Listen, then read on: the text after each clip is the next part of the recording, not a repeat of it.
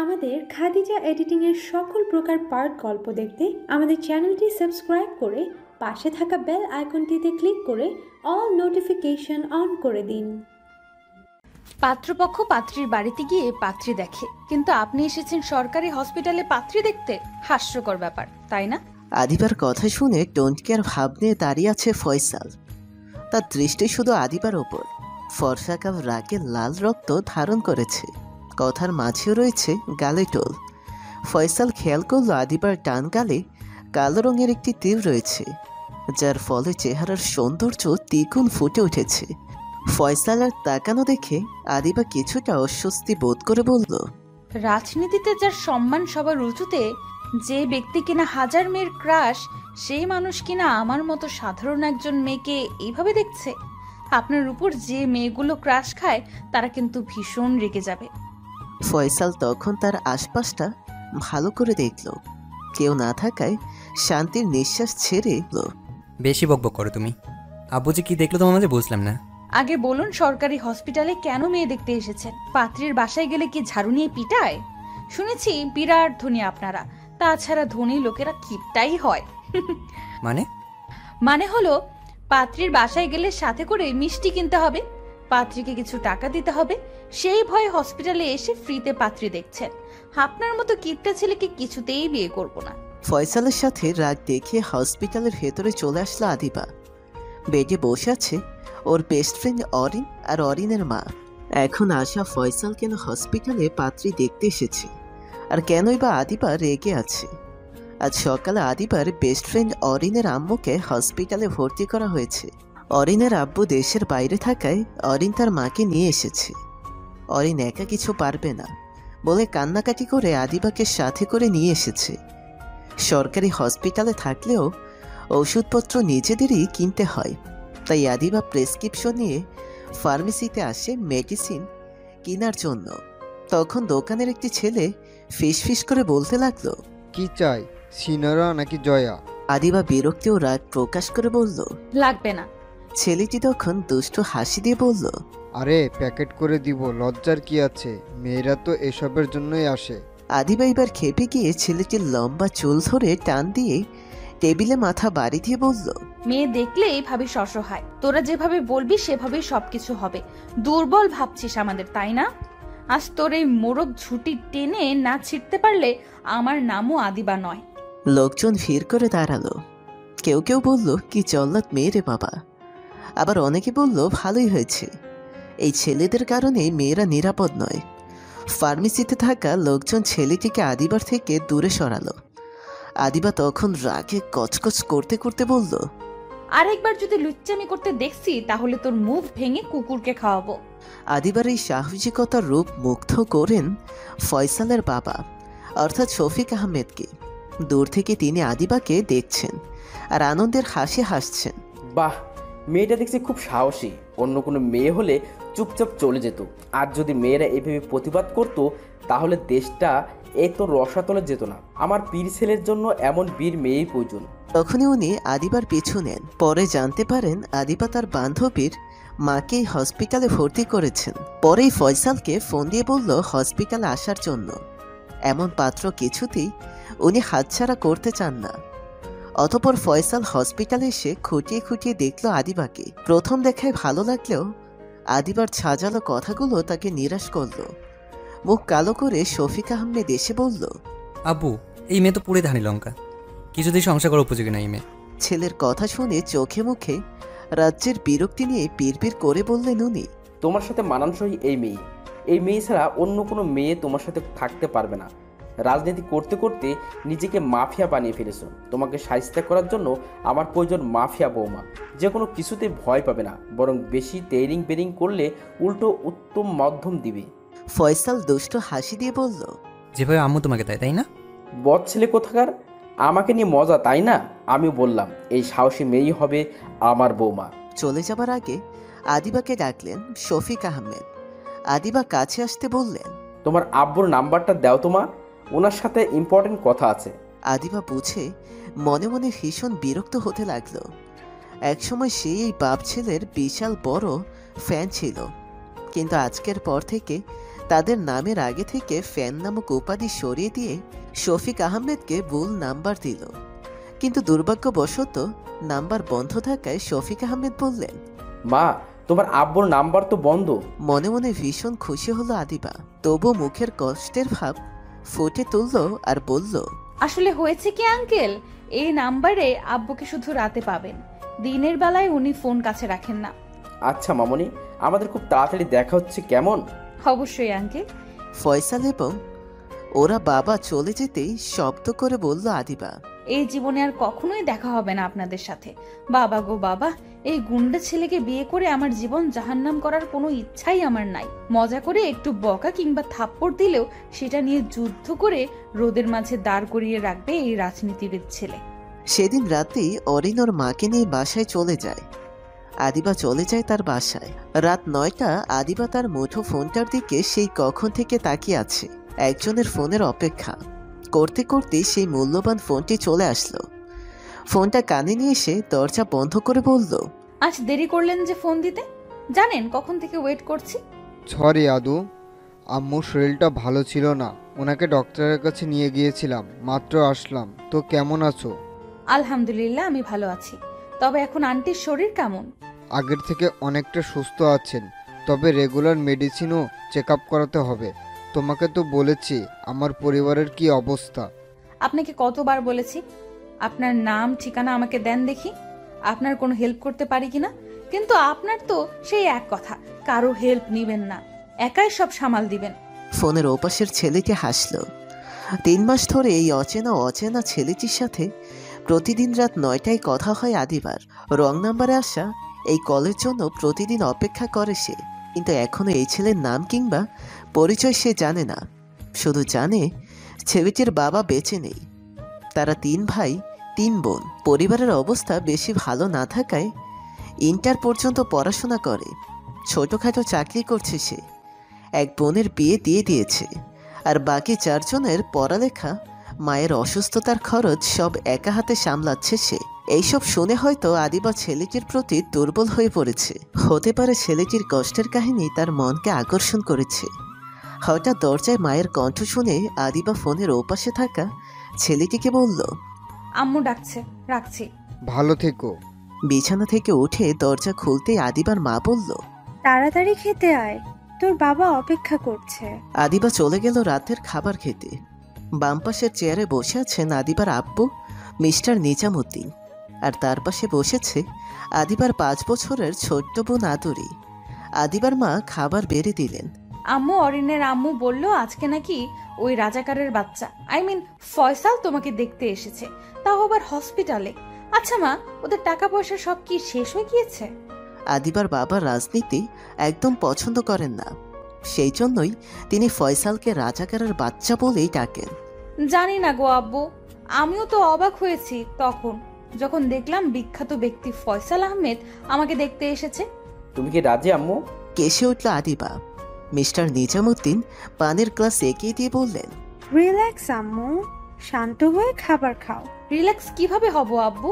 তুমি জিজ্ঞাসা করছো ওই ছেলেকে বিয়ে করতে কিনা আমি রাজি নাকি? আব্বু, আমার মাথার তার ছিঁড়ে গেছে এমন মনে হয় তোমার? বিজয়ের হাসি হাসলেন মিস্টার নিজামুদ্দিন। উনি এমন বড় পরিবারে কিছুতেই মেয়ের বিয়ে দেবেন না। উনি ওনার সামর্থ্য অনুযায়ী এমন লোকের কাছে মেয়ের বিয়ে দেবেন যেন কথা শোনাতে না পারে। আদুরি তখন অভিমানী সুরে বলল, আপু, ওই লোকগুলো মোটেও ভালো না, তোমাকে দেখে টাকাও দিল না। আম্মুকে বলবো তোমাকে কালো টিপ পরিয়ে দিতে। বাজে লোকগুলো নজর দিয়ে গেছে। ওই ছেলের থেকে তো আমার ক্লাসের জিসান ভাইয়া অনেক ভালো, প্রতিদিন আমাকে চকলেট গিফট করে। আমি জিসান ভাইয়াকে বলেছি, যদি সবসময় চকলেট গিফট করো তাহলে বড় হয়ে তোমাকেই বিয়ে করব, আর না করলে তোমাকে বিয়ে করব না। ছোট মেয়ের কথা শুনে রাগী দৃষ্টিতে তাকালেন মিস্টার নিজামুদ্দিন। আদুরি তার ইনোসেন্ট মার্কা মুখে পাপ্পি দিয়ে বলল, তুমিই তো বলেছ আমরা 2 বোন, তোমার মেয়ে কম, বন্ধু বেশি, সেজন্যই তো শেয়ার করলাম বন্ধু হিসেবে। এইবার সবাই হেসে দিল। খুনসুটির ভেতরে তাদের রাতের খাবারের সমাপ্তি ঘটল। পরের দিন সকালে আদুরি এসে আদিবাকে বলল, আপু, আমি মনে হয় আর বাঁচবো না। আদুরির কথা শুনে ভয়ে তার গালে কপালে বেঘরে চুমু দিতে লাগলো সে। মরে যাবে কথাটা যেন তার বুকে তীরের মতো লেগেছে। কাছের কোনো মানুষ যদি বলে মরে যাবে তাহলে মনের ভেতর কি চলে তাই সেই মানুষটা ছাড়া আর কেউ বোঝে না। ভয়ে ভয়ে আদুরের কপালে গায়ে হাত বুলিয়ে বলল, জ্বর তো নেই, তাহলে কি হয়েছে তোর? আমার সাথে আসো, আমার পড়ার টেবিলের কাছে, পরে বলছি। আদুরে আদিবাকে নিয়ে গেল তার পড়ার টেবিলের কাছে। দরজার দিকে তাকিয়ে মা বাবাকে দেখতে না পেয়ে বলল, আমাদের স্কুলের সিএম ভাইয়া আমাকে হুমকি দিচ্ছে আপু, আমি যদি জিসান ভাইয়ার কাছ থেকে চকলেট নেই তাহলে নাকি আমাকে মারবে। এই দেখো একটা চিঠি। চিঠিটা ধরিয়ে দিল আদিবার হাতে। বাচ্চা হাতের লেখা দেখেই বোঝা যাচ্ছে চিঠিতে লেখা আছে, আদুরিনী, তুই এই জিসানের কাছ থেকে চকলেট নিবি না। এখন থেকে চকলেট আমি তোকে কিনে দেব, কথা না শুনলে মাইর দেব, মাইর। বেশ অবাক হলো আদিবা, ব্রুকুচকে জিজ্ঞাসা করল, কোন ক্লাসে পড়ে সিয়াম? ক্লাস 3। আদিবার মাথায় চিন্তার ভাঁজ। ক্লাস 3 ছেলে এই ধরনের চিঠি লিখতে পারে তার কাছে অজানা। তার ছোট বোন আদরি সবে প্লের গণ্ডি ছাড়িয়ে নার্সারিতে উঠেছে। মেধা ভালো থাকায় বাংলা বানান খুব সহজেই সে শিখে নিয়েছে। আর এখন কিনা সেই নার্সারি পড়া মেয়েকেও লাভ লেটার পাঠানো হয়। ডিজিটাল বাংলাদেশ এখন যে সত্যি ডিজিটাল হয়ে গেছে, কিন্তু ছোট্ট বোনকে এই বয়সে এইসবে চড়ানো একদম ঠিক না। তাই মুখে মিষ্টি হাসি নিয়ে আদুরিকে কোলে নিয়ে বলল, বনু, তুমি এখন থেকে জিসান কিংবা সিয়াম কারোর সাথেই কথা বলবে না, কেমন? কেন আপু? কারণ তোমার এখন খেলাধুলা এবং পড়ালেখা করার বয়স, মাথার মধ্যে বড়দের চিন্তা ভাবনা নেওয়ার বয়স না। তুমি জানো যেদিন তুমি ডক্টর হবে তখন কত কত মানুষ তোমার কাছে আসবে সেবা নেওয়ার জন্য। তোমার খুব ইচ্ছা মানুষের সেবা করার, তাই না? তো এখন তো ছোট আমি, তাই পারছি না। জানো, সেদিন একটা নানু আসছিল, কি ময়লা কাপড়, তাই আমি আম্মুর আলমারি থেকে অনেক সুন্দর একটা শাড়ি ওই নানুকে দিয়ে দিচ্ছি। নানুটা বলছিল তার নাকি ক্ষুধা লাগছে, তাই আমি ফ্রিজ থেকে আইসক্রিম বক্স পাউরুটি প্যাকেট দিয়ে দিয়েছিলাম। নানু তখন হেসে হেসে বলেছিল, আজ অনেকদিন পর আমার সোহাগ বড় লোকের আইসক্রিম খাইবো। আচ্ছা আপু, বড় লোকের আইসক্রিম কি? আদিবা বুঝল কোনো বয়স্ক মহিলা ভিক্ষা করার জন্য এসেছিল।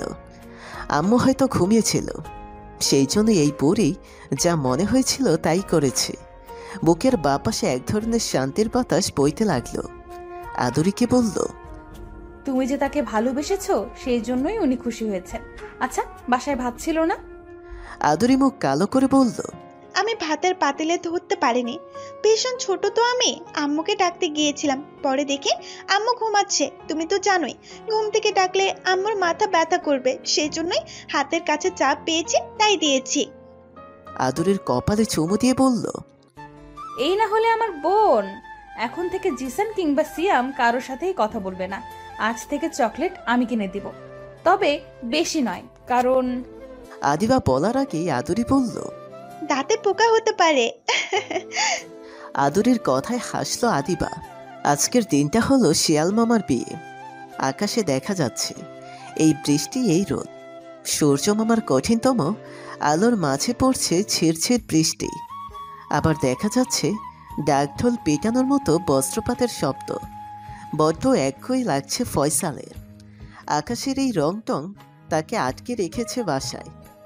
জামতলার মোড়ে আজ বিচার হবার কথা, কিন্তু আকাশের রং তামাশার কারণে হচ্ছে না। একা একা যখন বোরিং ফিল করছিল সে তখনই তার বন্ধু আরিফ এসে দাঁড়ালো তার পাশে।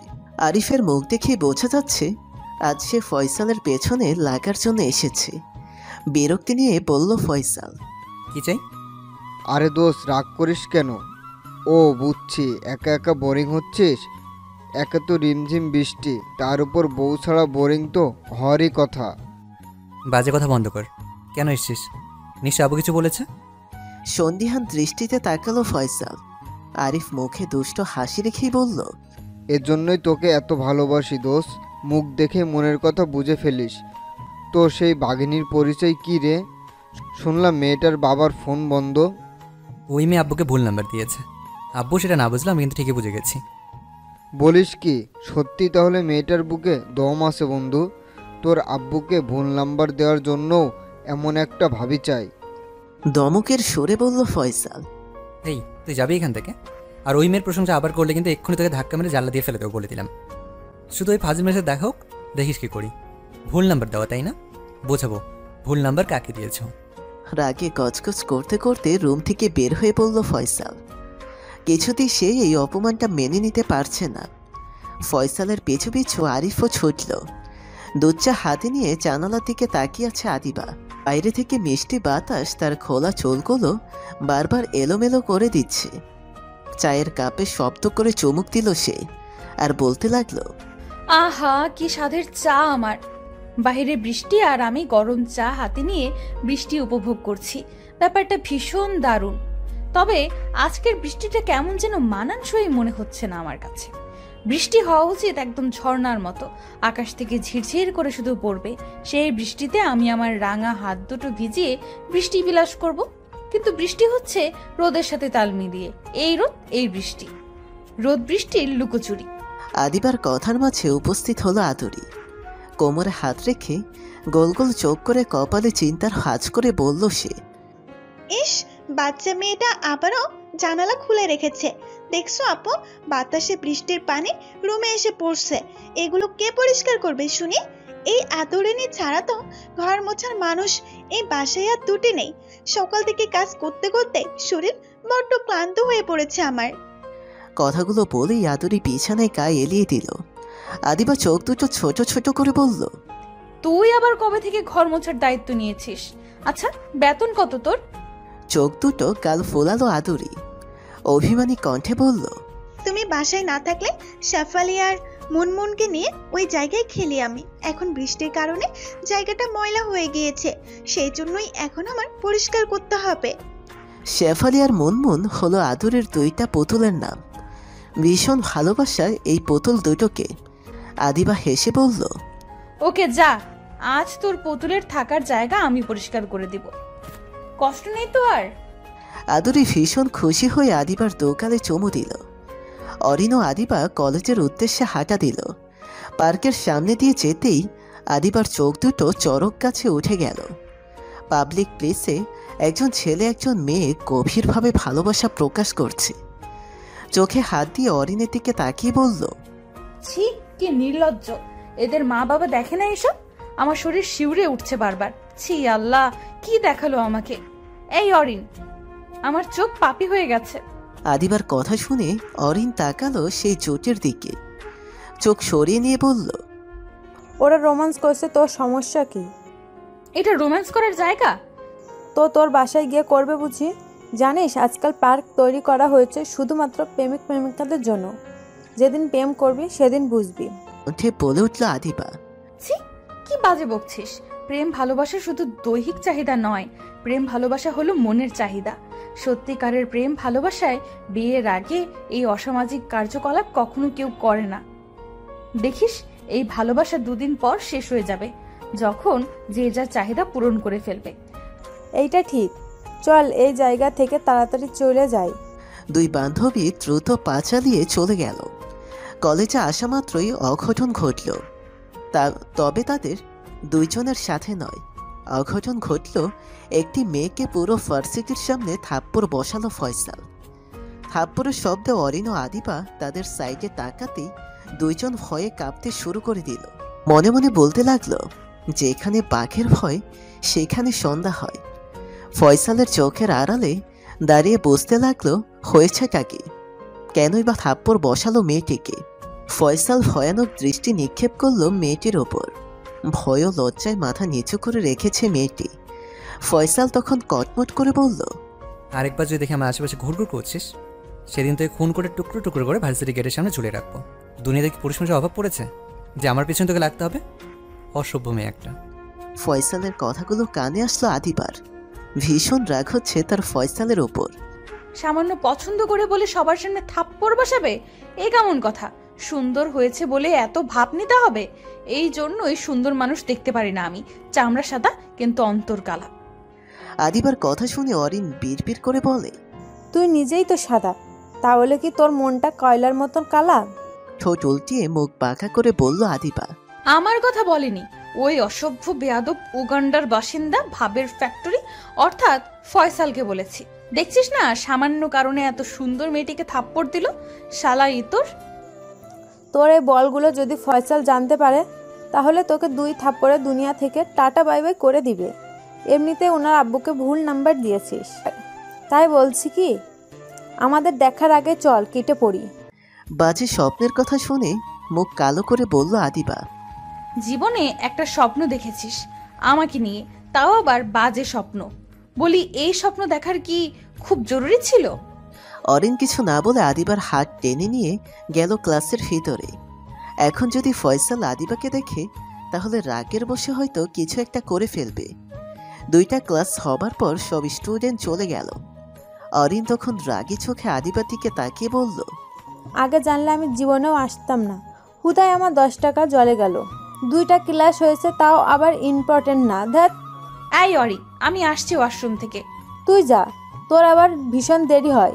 এতক্ষণ দাঁড়িয়ে পা ব্যথা কোনো ইচ্ছাই আমার নেই। হেসে হেসে বলল অরিন। আদিবা চোখ পাকিয়ে চলে গেল ওয়াশরুমে। ওয়াশরুম থেকে বের হতেই একটা রুমে তার চোখ আটকে গেল। ভার্সিটি ভর্তি হবার পর থেকেই রুমটা সে দেখে যাচ্ছে, কিন্তু ভেতরে যেতে ভয় পায়। রুমটার ভেতরে বেশি আলো নেই, তবে যেটুকু আছে তাতে একটি কঙ্কাল দেখা যাচ্ছে, দড়ি দিয়ে বেঁধে রাখা। আশপাশ ভালো করে দেখে মনে মনে সাহস ছুটিয়ে চলে গেল রুমের ভেতর।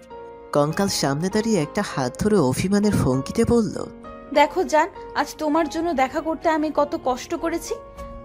আজ একটা সেলফি তুলে ফেসবুকে আপলোড দিব, ক্যাপশন দিব এই যে আমার ফিউচার জামাইকে আমার জন্ম অপেক্ষা করতে করতে কঙ্কাল হয়ে গিয়েছি।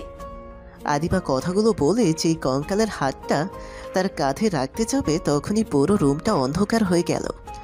কিছুক্ষণ আগে থাকা আধো আধো আলো অন্ধকারে রূপ নিল। ভয়ে ডোক কিনল আদিবা। হঠাৎ তার সামনে লম্বা একটা ছায়া এসে দাঁড়ালো। ভয়ে ভয়ে বলল, কে বলছেন? লোকটি কিছু বলছে না। যতগুলো দোয়া দরুদ জানে সব পড়া শুরু করলো আদিবা। ভয়ে ভয়ে পেছনে যেতে লাগলো। লোকটি তার হাত চেপে ধরে একদম নিজের কাছে মিশিয়ে নিল। লোকটির মুখ দেখা যাচ্ছে না, শুধু অন্ধকার। হঠাৎ ঘাড়ে নখের আঁচড়ে চিৎকার দিতে চাইল আদিবা, কিন্তু তার মুখ চেপে ধরে রেখেছে লোকটি। আদিবা ভাবছে এই কঙ্কাল তার সাথে এইসব করছে, হয়তো কোনো জিন কঙ্কালের ভেতরে প্রবেশ করছে। ভয়ে কান্না করতে থাকলো সে। 5 মিনিটের ভেতর সব আগের মতো হয়ে গেল। আবছা আলোয় রুমটা ভালো করে দেখলো আদিবা। ভালো করে কিছু বোঝা যাচ্ছে না। দৌড়ে দরজার কাছে আসতেই দেখলো দরজা ভেতর থেকে বন্ধ। কাঁপা কাঁপা হাতে দরজা খুলে এক দৌড়ে ক্লাসরুমের ভেতরে চলে গেল সে। আদিবাকে এইভাবে দৌড়াতে দেখে ব্রু সোজা নাচিয়ে জিজ্ঞাসা করলো অরিন, এইভাবে হাঁপাচ্ছিস কেন? ভূতে তাড়া করেছে? পানি পানি। ব্যাগ থেকে বোতল বের করে আদিবার হাতে তুলে দিল। এক নিমিষে অর্ধেক বোতল পানি শেষ করে জোরে জোরে শ্বাস নিতে লাগলো আদিবা। অরিন খেয়াল করলো আদিবার ঘাড়ের দিক থেকে রক্ত ঝরছে। বেবি, তোর ঘাড়ে কি হয়েছে? রক্ত বের হচ্ছে কেন? তুই ঠিক আছিস তো? আদিবা ঘাড়ে হাত দিয়ে কেঁদে দিল। হ্যাচকি উঠিয়ে বলল, এই কঙ্কাল ল্যাব, অন্ধকার, দরজা বন্ধ, আমি খোলা, ছায়া ছায়া অন্ধকার ছায়া। আদিবার অগোছালো কথাগুলো বুঝতে পারল না অরিন। আদিবাকে শান্ত করে পরে জিজ্ঞেস করার পর সব বলল আদিবা। সব কিছু শুনে অরিনের গায়ের লোম দাঁড়িয়ে উঠল। কি ভয়ঙ্কর মুহূর্ত! জোরে জোরে আয়াতুল কুরসি পাঠ করে আদিবার গায়ে ফুটিয়ে বলল, তাড়াতাড়ি চল, আগে জানলে ভূতের কলেজে কোনোদিন ভর্তি হতাম না। তুই বাসায় গিয়ে আগে গোসল করবি। আদুরি ক্রিকেট খেলছে, মাথায় ক্যাপ, হাতে বল। তার দৃষ্টি হলো ব্যাট হাতে নিয়ে দাঁড়ানো তুহিনের ওপর। এক বলেই তুহিনকে আউট করতে চায় সে। দৌড়ে বল ছুড়তে আসলেই তুহিন চিৎকার করে বলে উঠল, ওই দাঁড়া, আমি বলছি কি আমি রেডি। যখন বলবো তখন তুই বল ছুড়ে দিবি। ভীষণ বিরক্ত হলো আদুরি। রাগান্বিত স্বরে বলল, তোর রেডির গুষ্টির তুষ্টি কিলাই। যখন আমি তোকে শেরে বাংলা আউট করছি চাচ্ছি, তখনই তুই আমার পথের কাটা ফেলিস। ভিতর টিম হেরে যাবি বলে আমাকে বিরক্ত করিস। খেলা পারিস না, আবার খেলতে আসিস কেন? শাকচুন্নি, ফিউচার জামাই। তুহিন তখন তার এক হাত কোমরে রেখে অন্য হাতে ব্যাট ধরে কঠিন গলায় বলল, জানিস জাতীয় খেলায় অংশগ্রহণ করার জন্য কতবার অফার পেয়েছি? আমাকে ইন্ডিয়া, পাকিস্তান, অস্ট্রেলিয়া, শ্রীলঙ্কা আরও কতগুলো দেশ থেকে ডাক দিয়েছে আর বলেছে, তুহিন স্যার প্লিজ আমাদের হয়ে খেলুন, আপনি আমাদের দলে থাকলে কোনো চিন্তাই নেই আমাদের। আইসা আমার বিখ্যাত লোক। আর তুই যেহেতু অফার পাচ্ছিস তো যাচ্ছিস না কেন? ঠকবাস। শোন, আমার অনেক মান সম্মান আছে, কেউ বললেই তো আর যেতে পারি না। সো বেশি কথা না বলে শিখ কিভাবে খেলতে হয়। আদুরি এইবার রেগে বোম হয়ে গেল।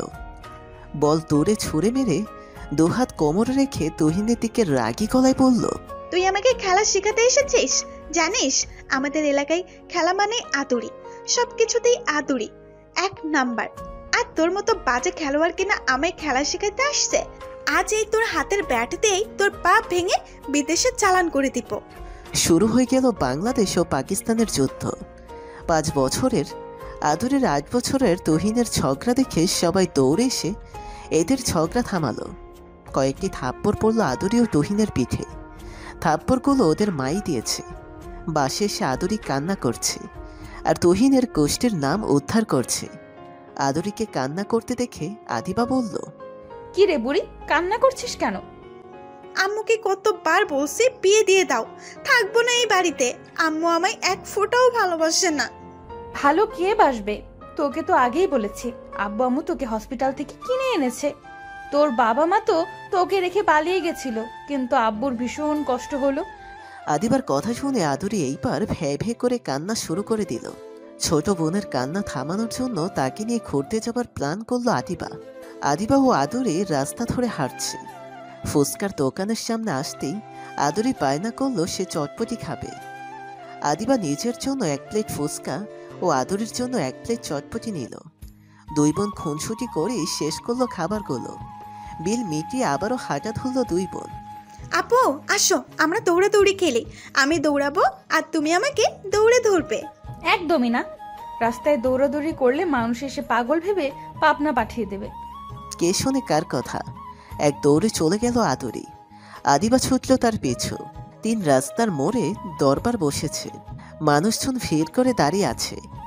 একজন ছেলে রাস্তায় এক মেয়েকে বিরক্ত করছে। শুধু বিরক্ত নয়, মেয়েকে ওড়না চোরে ধরে রেখে দিয়েছে। সেই ছেলেকেই ধরে বেঁধে গাছের সাথে বাঁধা হয়েছে। ফয়সাল কয়েক দফা মেয়ের রক্ত বের করেছে ছেলেটির শরীর থেকে। সিদ্ধান্ত হলো গরম তেল ছেলের ডান হাতে ঢালা হবে, ভবিষ্যতে যেন তার কোনো মেয়ের সাথে এমন অসভ্যতামও করতে না পারে। আদুরি দৌড়াতে দৌড়াতে দরবারের মাঝে চলে আসে, আর তার পেছন পেছন আদিবা। হঠাৎ আদিবার খেয়াল হলো সে মানুষের ভিড়ে এসে পড়েছে। সবাই তাকে দেখছে। আদুরের 1 হাত টেনে ধরে আস্তে আস্তে বলল, চল তাড়াতাড়ি। আদিবা চলে যেতে নিলে ফয়সালের দৃষ্টি পড়ে তার উপর।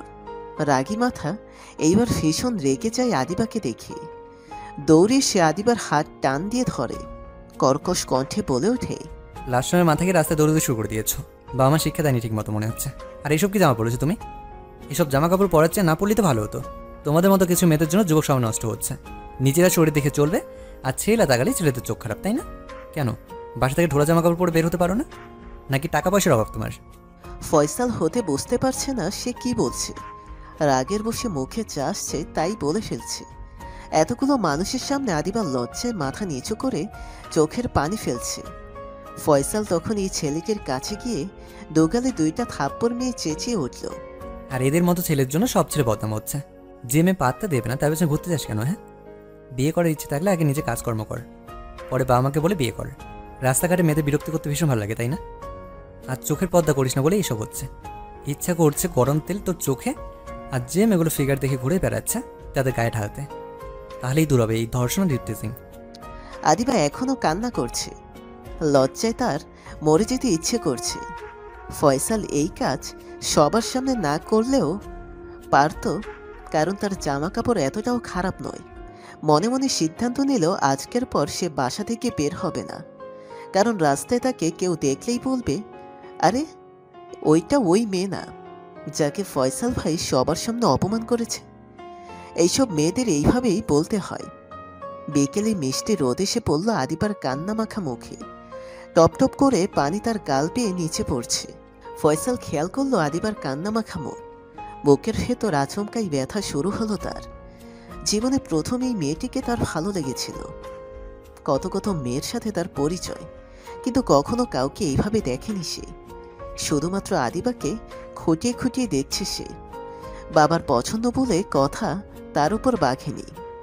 কথাটি মনে হতেই কিছুটা শান্ত হলো সে। আদিবার কাছে এসে শান্ত গলায় রাগী দৃষ্টিতে বলল, আজকের পর থেকে রাস্তাঘাটে দৌড়দৌড়ি করলে পা দুটোকে ভেঙে হাতে ধরে জামতলায় বসে রাখবো। মানুষ এসে 2-1 টাকা করে দিয়ে যাবে, তা নিয়ে বাকি জীবন কাটাতে হবে বলে দিলাম। আদুরি এইবার রেগে বোম হয়ে ফয়সালের প্যান্টের ডান পায়ের দিকে খোঁচাতে শুরু করলো। ফয়সাল পায়ের দিকে তাকাতেই মিষ্টি ছোট্ট একটা পুতুল দেখে পা ভাঁজ করে আদুরির মুখ বরাবর তাকিয়ে প্রকুচকে বলল, সমস্যা কি? খাম্বা, আমার আপুকে পকা কেন দিলে? তুমি পচা, একটুও ভালো না দেখতে। যেমন খাম্বা জিরাপের মতো, আর আচরণও ফিলেনের মতো। নায়ক নায়ক ভাব, কিন্তু কথাবার্তা পুরোই ফিলেন। এই আদুরি পথ দোয়া দিল তোমাকে, জীবনেও বিয়ে হবে না। যদিও হয় সারাদিন বউ আর শালা সবার হাতে মায়ের খেতে হবে। আর একটা দোয়া দিলাম, যেন তোমার পকেটের টাকা তোমার বউ শালি কেড়ে নিয়ে তোমাকে ফকির বানাই। ফয়সাল বুঝতে পারছে না সে হাসবে নাকি কান্না করবে। আদুরি কথাগুলো এতই ভালো লাগছে যে সে জোরে জোরে হাসতে লাগলো। Wow, cute. একদম পটাতে এসো না। আদুরি তোমার মতো বুড়ো ফিলেন ছেলেকে বিয়ে করবে না। এতদিনে বিয়ে করলে তোমার মতো নাতি নাতনি থাকতো তোমার। যাও বাসায় গিয়ে বাবা মাকে বলে বিয়ে করে ফেলো। ফয়সালের চোখ এখনো কপালে, মুখ হা করে তাকিয়েছে আদুরির দিকে। আদুরি তখন আবারও ছাজালো কণ্ঠে বলল, শোনো, পরের বার যদি আমাদের দেখা হয় তাহলে হাঁটু পর্যন্ত পাক কেটে পড়ে এসো। ইস, কত লম্বা, হাঁটু মুড়ে বসেছ, তবুও নাগালে পাচ্ছি না। আদুরি আর কিছু না বলে আদিবার হাত ধরে যেতে লাগলো। তাদের যাবার পানে তাকিয়ে রইল ফয়সাল। লোকজন ভাবছে, হঠাৎ কি হলো ফয়সাল ভাইয়ের? পিচ্চি মেয়েটা কত কথা বলল, আর তিনি কিনা হাসছে। আশ্চর্য। আদিবা বাসে এসে এখনো কান্না করছে। তার ফর্সা মুখ এখন লাল রক্ত ধারণ করেছে। আদুরি এসেছিল বোঝাতে, কিন্তু বড় বোনের ধমক খেয়ে মাথা নিচু করে চলে গিয়েছে সে। অন্যদিকে ফয়সাল বাসে এসে আয়নার সামনে দাঁড়িয়ে নিজেকে খুঁটিয়ে খুঁটিয়ে দেখতে লাগলো। আজকাল নিজের প্রতি একটুও খেয়াল রাখে না সে। কত মেয়ের ক্রাশ আমি, আর ওই পিচ্ছি মেয়ে বলে কিনা আমি বুড়ো। বড় বোনের তেজ যেমনই হোক, ছোট বোন তার 1000 গুণ হবে। এইটুকু বয়সে যদি এমন ঝাঁজ থাকে, তাহলে বড় হলে কিরকম হবে তার হিসেব নেই। বিড়বিড় করে কথাগুলো বলছে, তখনই নজর পড়ল তার চুলের দিকে। পাকা পাকা 4টা চুল তার সামনে ছিকছিক করছে। মুখটা কালো করে বলল, আসলেই তো আমি বুড়ো হয়ে যাচ্ছি। আচ্ছা, তাহলে মেয়েরা কি আমার পাওয়ার দেখে আমাকে পছন্দ করে নাকি টাকা? পেছন থেকে জড়িয়ে ধরল আরিফ। গলার কাছে মুখ এনে ফিস করে বলল, দোষ কি প্রেমে পড়েছিস? জানিস প্রেমে পড়লে মানুষ ঘন ঘন আয়না দেখে। তো সেই সুন্দরী রমণী কে রে? আরিফের মুখ সরিয়ে বিরক্তি ভাব নিয়ে পড়ল ফয়সাল। শালা গিয়ে তো গিয়ে শুধু শুধু গিয়ে বলি, তো স্বভাবে বলি, দূর থেকে কথা বলা যেত না? এভাবে জড়িয়ে ধরতে হবে নাকি? তুই কি তোর 3-4টা গার্লফ্রেন্ডের সাথে এমনটাই করিস? আরিফ তার মাথা চুলকিয়ে আস্তে আস্তে বলল, শুধু জড়িয়ে ধরা নয়, অনেক কিছু করি, কিন্তু তোকে বলা যাবে না। জানলে আমাকে জেলে দিয়ে আসবি। দীর্ঘশ্বাস ছেড়ে বলল ফয়সাল। একদিন দেখা যাবে রাস্তাঘাটে তোর হাজার হাজার ছেলে মেয়ে দৌড়দৌড়ি করছে। গার্লফ্রেন্ড একটা আরেকটার সঙ্গে ঝগড়া করে মারামারি শুরু করে দিয়েছে। সেদিন তোর বিচার যদি আমাকে করতে হয়, ট্রাস্ট কর, তোকে কেটে টুকরো টুকরো করে সবার মাঝে ভাগ করে দেবো। শোন ভাই, তুই যা ভাবছিস আমি অতটা খারাপ নই। এখন বল, আয়না কেন দেখছিস? চুল পেকে গেছে। বুড়ো হয়ে গেছে নাকি আমি? ফয়সালের কথা শুনে আরিফ পেছানায় শুয়ে গড়াগড়ি খেতে লাগলো। হাসতে হাসতে বলল, বিয়ে করতে যাচ্ছিস ভালো কথা, এবার ঘুরিয়ে পেঁচে কেন বলছিস? খবর থেকে লজ্জা পাচ্ছিস তুই? ফয়সাল এইবার আরিফের ওপরে উঠে বসলো। আরিফের চুল টেনে বলা শুরু করলো ফয়সাল, আমি বুড়ো হলে তুই কি? শালা তুই তো বুড়ো খাটাস একটা। আরিফকে এইবার সুরসুরি দিতে লাগলো ফয়সাল। অনেকক্ষণ ধরে দুই বন্ধুর ঝগড়া খুনসুটি চলতে লাগলো। ফয়সাল খাটের এক মাথায় শুয়ে মাথার নিচে হাত রেখে আরিফকে উদ্দেশ্য করে বলল, জানিস আরিফ, এই প্রথম কোনো মেয়েকে দেখে এতটা ভালো লেগেছে। তার ঝাঁঝালো কথা, কান্না কান্না মুখ, এক কথা অসাধারণ। দোস্ত, আসলে আমি প্রেমে পড়েছি রে। ইচ্ছে করছে আমার প্রেম ভালোবাসা ওই মেয়েটার 2 হাতের মুঠো রেখে দিতে, যেন তার ছোঁয়া আমি সবসময় অনুভব করি। আমি যে কাউকে ভালোবাসতে পারবো কখনোই ভাবতে পারিনি। আরিফ তখন এক হাতে ফয়সালকে জড়িয়ে ধরে বলল, মেয়েটা কে? আঙ্কেলের সেই পছন্দ করা মেয়েটি নাকি? কিন্তু আমি না ওর সাথে খুব খারাপ কাজ করেছি, লোকজনের সামনে অপমান করেছি, যা আসলে আমার করা উচিত হয়নি। আসলে প্রচুর রেগে গিয়েছিলাম তার উপর। ও রাস্তাঘাটে দৌড়দৌড়ি করছে দেখে মেজাজটা আরও খারাপ হয়ে গেল। কেন বের হবে সে রাস্তায় জানে না? অন্য কেউ ওকে খারাপ দৃষ্টিতে দেখলে আমার রাগ হয়। ভালো নজর হোক কিংবা খারাপ নজর, দুইটাই আমি দেখব, অন্য কেউ নয়। ইস, প্রেম শুরু হওয়ার আগেই ভুল বোঝাবুঝি। তোকে কতবার বলছি মাথা সবসময় শান্ত রাখবি। জানিস মেয়েরা রাগী বর কখনো পছন্দ করে না।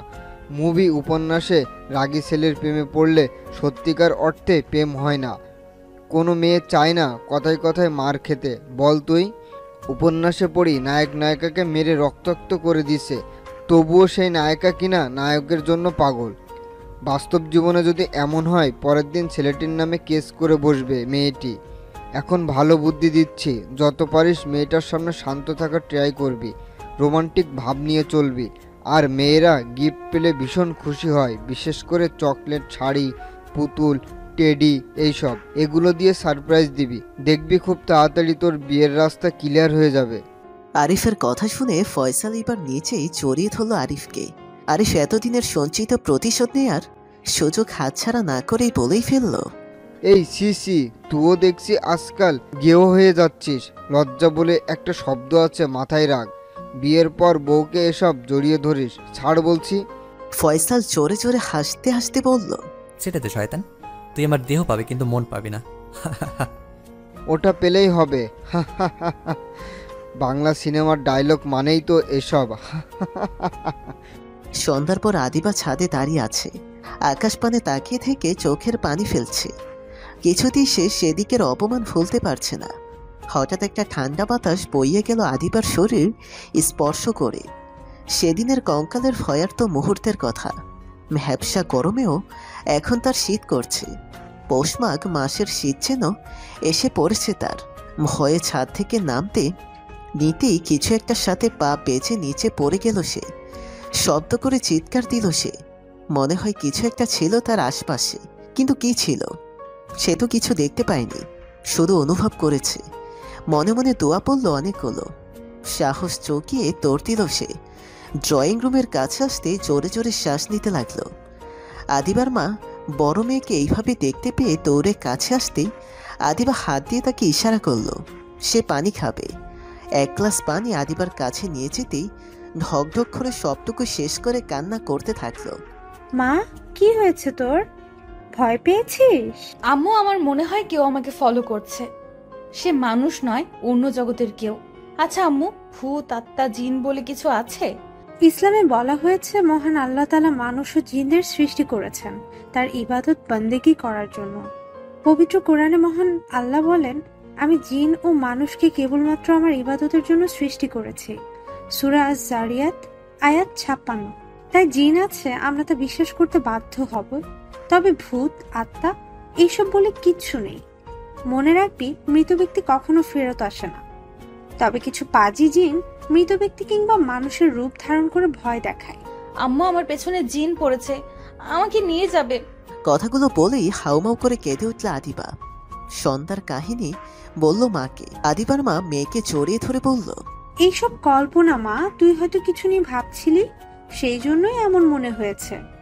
হ্যালুসিনেশন থেকে এমন হয়েছে তোর। হ্যালুসিনেশন হলো এমন একটি মানসিক অবস্থা যেখানে ব্যক্তি কোনো প্রকার উদ্দীপনা ছাড়াই বিশেষ ইন্দ্রিয়ানুভূতি লাভ করে। এই অনুভূতির সঞ্চার স্বাভাবিক অনুভূতির মতোই ঘটে। সন্ধ্যায় বাতাস বইতে পারে স্বাভাবিক, প্লাজোতে উষ্ঠা খেয়ে অনেকবার পড়েছিস তুই। সো এইটাও এমন কিছু হতে পারে। ভয় থেকে তোর মাথায় ঢুকেছে কেউ তোকে ফলো করছে। বাজে চিন্তা ভাবনা মাথা থেকে ঝেড়ে ফেলে দে, দেখবি সব ঠিক হয়ে গেছে। আর এখন থেকে নিয়মিত নামাজ আদায় করিস, বাজে কিছু তোকে স্পর্শ করতে পারবে না। অনেকটা স্বস্তি বোধ করলো আদিবা। মায়ের কোলে মাথা রেখে কিছুক্ষণ শুয়ে থেকে নিজের রুমে হাঁটা দিল সে। ক্যান্টিনে চুপচাপ বসে আছে আদিবা ও অরিন। মুখে তাদের রাজ্যের বিরক্তি। ভার্সিটির এক সিনিয়র ভাইয়া তাদের সামনে বসে আছে, সাথে রয়েছে বেশ কিছু ছেলে। বড় ভাইয়ের সাথে লাগলে সমস্যা নেই, কারণে তাদের কথা মতো তারা দুইজন চুপচাপ বসে আছে। শ্যামবর্ণের একটি ছেলে আমতা আমতা করে অরিনের উদ্দেশ্যে বলতে লাগলো, আপনার নাম কি? পেছন থেকে তাদের দলের একজন ছেলেটির পিঠে হালকা চর মেরে ধমকের সুরে বলল, বিড়ালের মতো মিউ মিউ করছিস কেন? আপনি না করে সোজা বল, তুই ওই মেয়েকে পছন্দ করিস, এখন আপাতত প্রেম করতে চাচ্ছিস? কাদো কাদো মুখ নিয়ে আদিবার চোখের দিকে তাকালো অরিন। আদিবার শান্ত ভঙ্গিতে ইশারা দিয়ে বোঝাতে লাগলো, চিন্তা করিস না, মেয়ে হয়ে জন্মেছিস, প্রেমের অফার আসবে, স্বাভাবিক। এখন চুপচাপ ওদের কথাগুলো গিলতে থাক। আদিবার ইশারা বুঝে চুপ করে রইল অরিন। আচমকাই ছেলেটি অরিনের হাত জোড়া চেপে ধরে বলতে লাগলো, প্লিজ ফিরিয়ে দিও না, তাহলে কিন্তু আমি বাঁচতে পারবো না। হঠাৎ তোমাকে দেখেই আমার মনে প্রেম প্রেম অনুভূতির সৃষ্টি হয়েছে, প্লিজ শুরুতেই শেষ করে দিও না। খেপে গেল আদিবা। পাবলিক প্লেসে একটা মেয়ের হাত ধরে প্রপোজ করা, মেয়েটার অনুমতি ছাড়াই। কিন্তু এখন শক্ত কণ্ঠে কথা বললে এতে বিপরীত কিছু হয়ে যেতে পারে। সেই জন্য কিছুক্ষণ চিন্তা করল না। এরই মাঝে তার মাথায় শয়তানি এক বুদ্ধি এসে গেল। মনে মনে নিজেকে বাহবা দিতে লাগলো সে। Wow Adu, you are great baby. এই রকম একটা বুদ্ধি যদি আমার মাথায় সবসময় ঘোরাঘুরি করতো, তাহলে তুই তো ফেমাস হয়ে যেতি।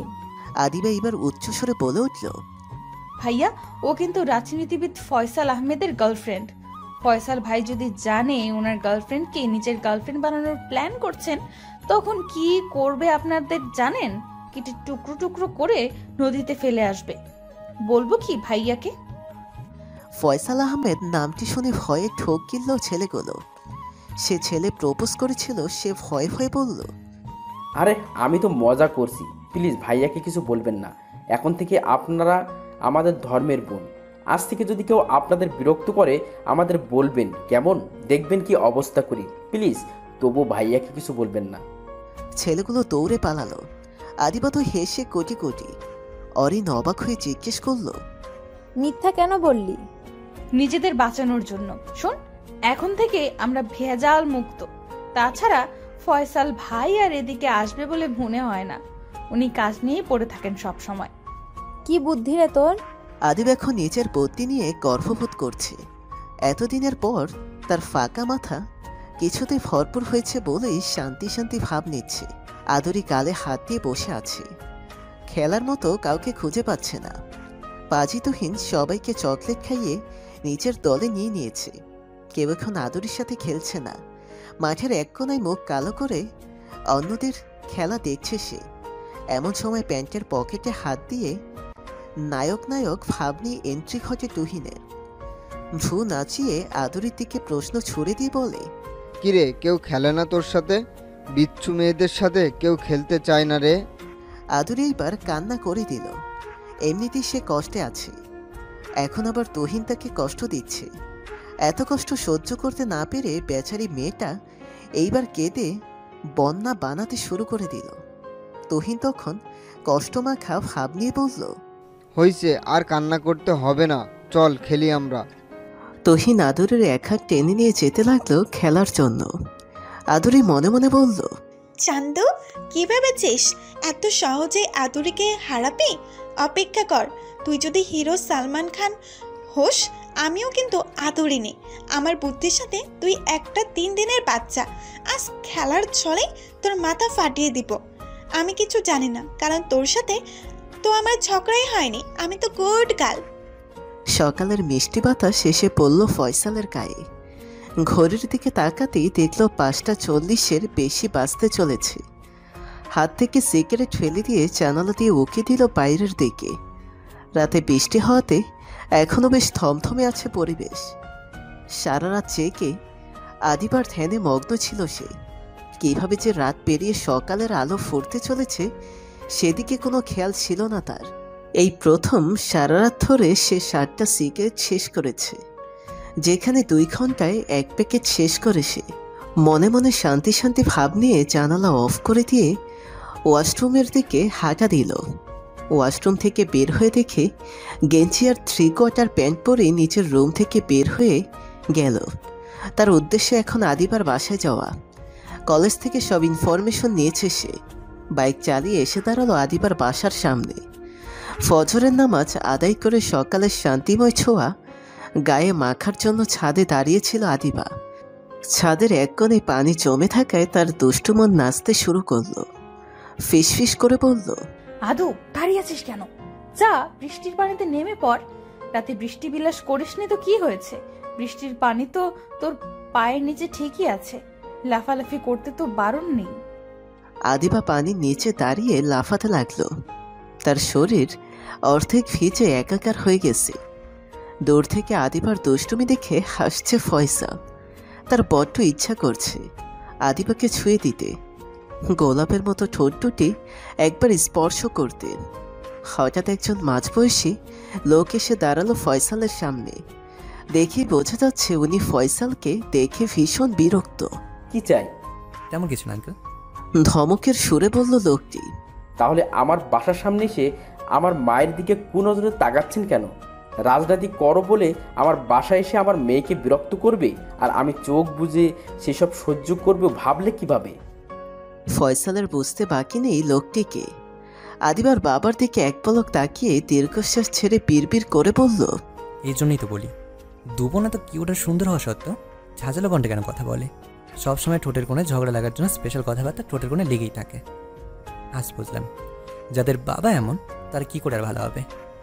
শ্বশুরমশাইকে দেখেই বোঝা যাচ্ছে মেয়েগুলোর আচার আচরণ অন্য মতো হয়েছে, তবে দেখতে মনে হয় শাশুড়িমায়ের মতো হয়েছে। আমার শাশুড়িমা মেবি অনেক সুন্দর হবে। ফয়সালের বিড়বিড় বুঝতে না পেরে আবারও জোরে ধমক দিয়ে বলল আদিবার বাবা। কি হলো? কথা বলছো না কেন? বিড়বিড় করে কি বলছো? এখনই আমার বাসার সামনে থেকে চলে যাও, তা না হলে তোমায় খবর আছে কিন্তু। রাগে কচকচ করতে করতে বাসায় চলে গেলেন আদিবার বাবা। শ্বশুরমশাইয়ের যাবার পানে তাকিয়ে থেকে শব্দ করেই বলল ফয়সাল, জন্মের সময় দাদি শ্বশুর মনে হয় ওনার মুখে মধু দেননি, এই কারণে আমার রাগচটা হয়েছেন। সাথে করে আমার ভবিষ্যৎ বউ আর শাড়িটাকেও বানিয়েছেন। আমার সুন্দরী শাশুড়িমা কোন দুঃখে যে এই লোকটাকে বিয়ে করলো কে জানে। অন্য কোথাও বিয়ে হলে আমার একটা নিশ্চয়ই ভালো শ্বশুর হতো। দুঃখে না ইচ্ছে করছে মেয়াদ উত্তীর্ণ বিষকে হয় নিচে মরি না ওনাকে মারি। বাইক স্টার্ট করে একবার ছাদের দিকে তাকিয়ে থেকে ফ্লাই কিস দিয়ে চলে গেল ফয়সাল। আদিবা এইসবের কিছুই জানে না সে, তার মতো লাফালাফি করতে ব্যস্ত। আদিবার বাবা বাসায় এসে ঝগড়া করতে শুরু করে দিলেন ওনার স্ত্রীর সাথে। বাসার নিচে আজকাল রাজাকারের বাচ্চারা ঘোরাঘুরি শুরু করে দিয়েছে। কবে না জানি আমার বাসায় আঘাত হানে। আজকের পর থেকে আমার মেয়ে দুটোকে বলবে তারা যেন ছাদে উঠে নাচানাচি না করে। তুমি যেমন আমাকে লাফালাফি করে আমার মনকে নাচিয়েছো, এখন তোমার মেয়েও লাফালাফি করে রাজাকারের বাচ্চাদের নাচাচ্ছে। সকাল হতে না হতেই বাসায় এসে বদনজর দেওয়া শুরু করেছে। বুড়ো বয়সে ভীমরতি ধরলে যা হয় আর কি। তোমার ক্ষুধা লাগছে? পেটে বেশি টান পড়লে বাজে বকো তুমি। কেন যে তোমার মতো পেটুক বদমেজাজি লোকের সাথে প্রেম করেছিলাম। এখন দেখি ছেলে মেয়ে প্রেম করলে কত জায়গায় ঘুরতে নিয়ে যায়, শপিং করায়, গিফট দেয়। আর তুমি কি দিয়েছো আমায়? ঘোরাঘুরির কথা উঠলেই বলো তোমার বাবার বাড়ি থেকে আমাদের বাড়িতে এনেছি, ঘোরাঘুরি হয়নি তোমার? যাও তাহলে বাবার বাড়ি ঘুরে আসো। শপিং এর কথা বললে বলো শপিং করে করে তো আমাকে ফকির বানিয়ে ফেলেছো। গিফটের কথা বললে বলো 2টা বাচ্চা গিফট করনি। আরো চাও? এই তোমার মতো আনরোমান্টিক লোকের সাথে প্রেম করে আমার জীবন তেজপাতা বানিয়ে ফেলেছি। শুরু হয়ে গেল আদিবার মার ঘ্যান ঘ্যান। সোফায় বসে চুপচাপ স্ত্রীর বকবক শুনছেন আর খবরের কাগজ পড়ছেন। মনে মনে বড্ড আফসোস করছেন কেন এই মহিলার প্রেমে পড়লেন, আর কেনই বা আজকে কথা বলতে এলেন। এক সপ্তাহ ধরে এখন শুনতে হবে স্ত্রীর চেঁচামেচি। বাঘ হতে এসে বিড়াল হয়ে পড়লেন এখন। দুই বান্ধবী হেঁটে হেঁটে যাচ্ছিল কলেজের উদ্দেশ্যে। পার্কের কাছে আসতেই বাইকে হেলান দিয়ে আধশোয়া ফয়সালকে দেখে অরিনের হাত চেপে ধরল আদিবা। এই লোকটাকে দেখলেই তার ভয় হয়, ঘৃণা হয়, রাগ হয়। পাশ কাটিয়ে চলে যেতে নিলেই ফয়সাল আদিবার হাত চেপে ধরল। আদিবার পুরো শরীর এইবার কাঁপতে লাগলো, তোতলে বলতে লাগলো, হাত ধরেছেন কেন? কিছু কথা বলবো। অপমান করবেন আবারও? একটু সাইডে চলো, কিছু কথা আছে। আদিবা পার্কের চারপাশটা দেখে শিউরে উঠল। এমন পরিবেশে কোনো ছেলের সাথে পার্কে জায়গা মানেই নিজের পায়ে নিজে কোরাল মারা। সাহস জুটিয়ে বলে ফেলল, যাব না কোথাও, যা বলার এখানেই বলেন। প্রেমময় মুডে আছি, দয়া করে রাজনীতিবিদ ফয়সালের মধ্যে ধান করতে বলো না। চুপচাপ চলো, জাস্ট কিছু কথা বলবো। আদিবার হাত ধরে টেনে নিয়ে যায় ফয়সাল। পেছন পেছন অরিন আসতে নিলেই ফয়সাল বলে উঠল, তোমাকে কেউ আসতে বলেছে? দেখতেই পাচ্ছ আমরা রোম্যান্স করতে যাচ্ছি, কাবাব মে হাঁটি হতে চলে এসছো না? অরিন দাঁড়িয়ে পড়ল। এত বড় অপমান কিছুতেই সে মানতে পারছে না, কিন্তু ফয়সালকে কিছু বলার সাহস তার নেই। সেই জন্য চুপচাপ পার্কের এক কোণে দাঁড়িয়ে রইল। গাছের আড়ালে দাঁড়ালো ফয়সাল ও আদিবা। ফয়সালের দৃষ্টি আদিবার গালের সেই তিলের ওপর। কি বলবেন? সরি, তোমার সাথে ওভাবে বলাটা ঠিক হয়নি। অপমান করেছেন 100 লোকের সামনে, আর সরি বলছেন চুপি চুপি? করবো না ক্ষমা আপনাকে। সমস্যা নেই। বাই দেবে, তোমার গালের তিলটা আসল নাকি নকল? যত সব, তিল নকল হতে যাবে কেন? চোখে কি দেখেন না এখন? দেখবেন কি করে? বয়স তো আর কম হয়নি, বিয়ে করলে 10 বাচ্চার বাপ হয়ে যেতেন এতদিনে। তুমি বললে 10টা কেন, 100 বাচ্চার বাবা হতে পারবো। সামলাতে পারবে এতগুলো বাচ্চা? ছি, অসভ্য লোক, লজ্জা করে না? নিজেই ছেলেদের বলুন মেয়েদের বিরক্ত না করতে, এখন নিজেই করছেন। আপনার আসল মুখোশ বলে দিব সবাইকে। বলে দাও, সমস্যা নেই, কেউ ট্রাস্ট করবে না তোমার কথা। অসভ্য লোক, কোন দুঃখে যে আপনার সাথে দেখা হলো আমার। আদিবার কথা শেষ হতে না হতেই ফয়সাল এমন একটি কাজ করে বসলো যার জন্য আদিবা পুরো কথা আর বলতে পারল না। হঠাৎ করে ফয়সাল আদিবার সেই তিলওয়ালা গালে কিস করে বসল। চোখ থেকে 2-1 ফোঁটা করে পানি গাল পেয়ে পড়ল আদিবার। বিয়ের আগে এমন কিছু হোক সে আশা করেনি। জড়িয়ে ধরা, হাতে টাচ করা, মাঝে মধ্যে 2-1টা কিস, এইসবের কারণে জীবনে প্রথম প্রেম করেনি। ফ্রেন্ডের কাছে শুনেছিল প্রেম হলেই বয়ফ্রেন্ডের সাথে এমন ঘনিষ্ঠ হতে হয়। সেই কারণে প্রেম নামক শব্দ থেকে 1000 হাত দূরে থাকত সে। আর এখন ভাবতেই ওর দু চোখে পানি ভরপুর হয়ে উঠল। কালবৈশাখী ঝড়ের গতিতে দৌড়ে পালালো আদিবা। চোখে তার সাগর পানি। ফয়সালের প্রতি রয়েছে তার বিরাট অভিযোগ, এক আকাশ রাগ। সেদিন আর সে ভার্সিটি যেতে পারেনি। কিস করার দৃশ্যটা বারবার চোখে ভাসছে তার। সূর্য এখন মাথার উপরে বসে আছে। আজকের গরম 35 ডিগ্রি সেলসিয়াস। মাথা থেকে ঘাম পায়ে গড়িয়ে পড়ছে আদিবার বাবার। দরকারি একটা কাজে ব্যাংকে যেতে হচ্ছে তাকে। রিকশার হুড তুলে দিয়ে গরমে আশপাশ করছে উনি। গত রাতের বৃষ্টির পর ভেবেছিল আজকের দিনটা ঠান্ডাময় হবে, কিন্তু না, আজকের দিনটা অন্যান্য দিনের থেকে আরও মারাত্মক হয়ে দাঁড়িয়ে আছে। মহান আল্লাহ তাআলা আমাদের প্রতি ভীষণ বিরক্ত হবেন না কেন? উনি আমাদের পাঠিয়েছেন দুনিয়াতে ওনার ইবাদত করার জন্য, আর আমরা করছি কিনা 24 ঘন্টায় টাকার পিছনে ছুটছি। সারাদিনে 1 ঘন্টা সময়ও ওনার জন্য ব্যয় করতে পারছি না। আমাদের দোষের কারণেই আজ আমাদের এই অবস্থা। স্যার, আইয়া পড়ছি। রিকশা চালকের কণ্ঠস্বর শুনে চিন্তার জগৎ থেকে ফিরে এসে লোকটির মুখের দিকে তাকালেন আদিবার বাবা মিস্টার নিজামুদ্দিন। লোকটির বয়স আনুমানিক 60 কি তার উপরে হবে। সাদা সাদা দাড়িগুলো রোদের আলোতে কালচে রং ধারণ করেছে। মাথায় ভিজা গামছা বেঁধে রয়েছে। সেন্টু গেঞ্জি, ময়লা লুঙ্গি গায়ে। মিস্টার নিজামুদ্দিন লোকটির দিক থেকে দৃষ্টি সরিয়ে 1000 টাকার নোট দিল লোকটিকে। লোকটি তখন মুখটা কালো করে বলল, স্যার, আমার কাছে ভাঙতি নাই এত টাহার। 70 টাকা ভাড়া, আপনি 1000 টাকা দিতেছেন, কেমনে ভাঙতি দিমু কয়েন? আজকাল গাড়ি ঘোড়া যেই হারে ঢাকা শহরে আইতেছে, রিক্সা তো মানুষজন যায় না এখন। সারাদিনে তো 500 টাকাও কামাইতে পারি না, এখন 1000 টাকার ভাঙতি কেমনে দিমু স্যার? দেখেন আপনাদের কাছে ভাঙতি আছে নাকি? মিস্টার নিজামুদ্দিন মুখে এক চিলতে হাসি ফুটিয়ে লোকটির কাঁধে হাত রেখে বললেন, চাচা, আমাকে ভাঙতি দিতে হবে না, এই 1000 টাকা রেখে দিন। আজ যে গরম পড়েছে, এই বয়সে আপনার শরীর সইতে পারবে না, তার চেয়ে বরং আজকের দিনটা বিশ্রাম করুন। বাবা, আমগো গরিবদের বিশ্রাম কইতে কোনো শব্দ নাই।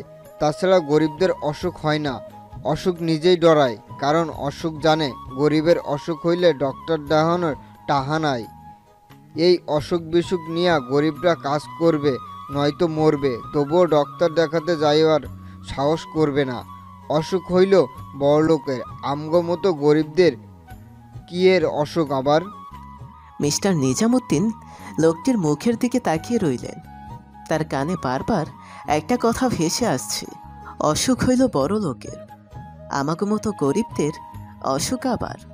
শ্বাস ছেড়ে দিয়ে মিস্টার নিজামুদ্দিন বললেন, চাচা, টাকাটা নেন, মনে করবেন আপনার কোনো সন্তান আজ দিয়েছে।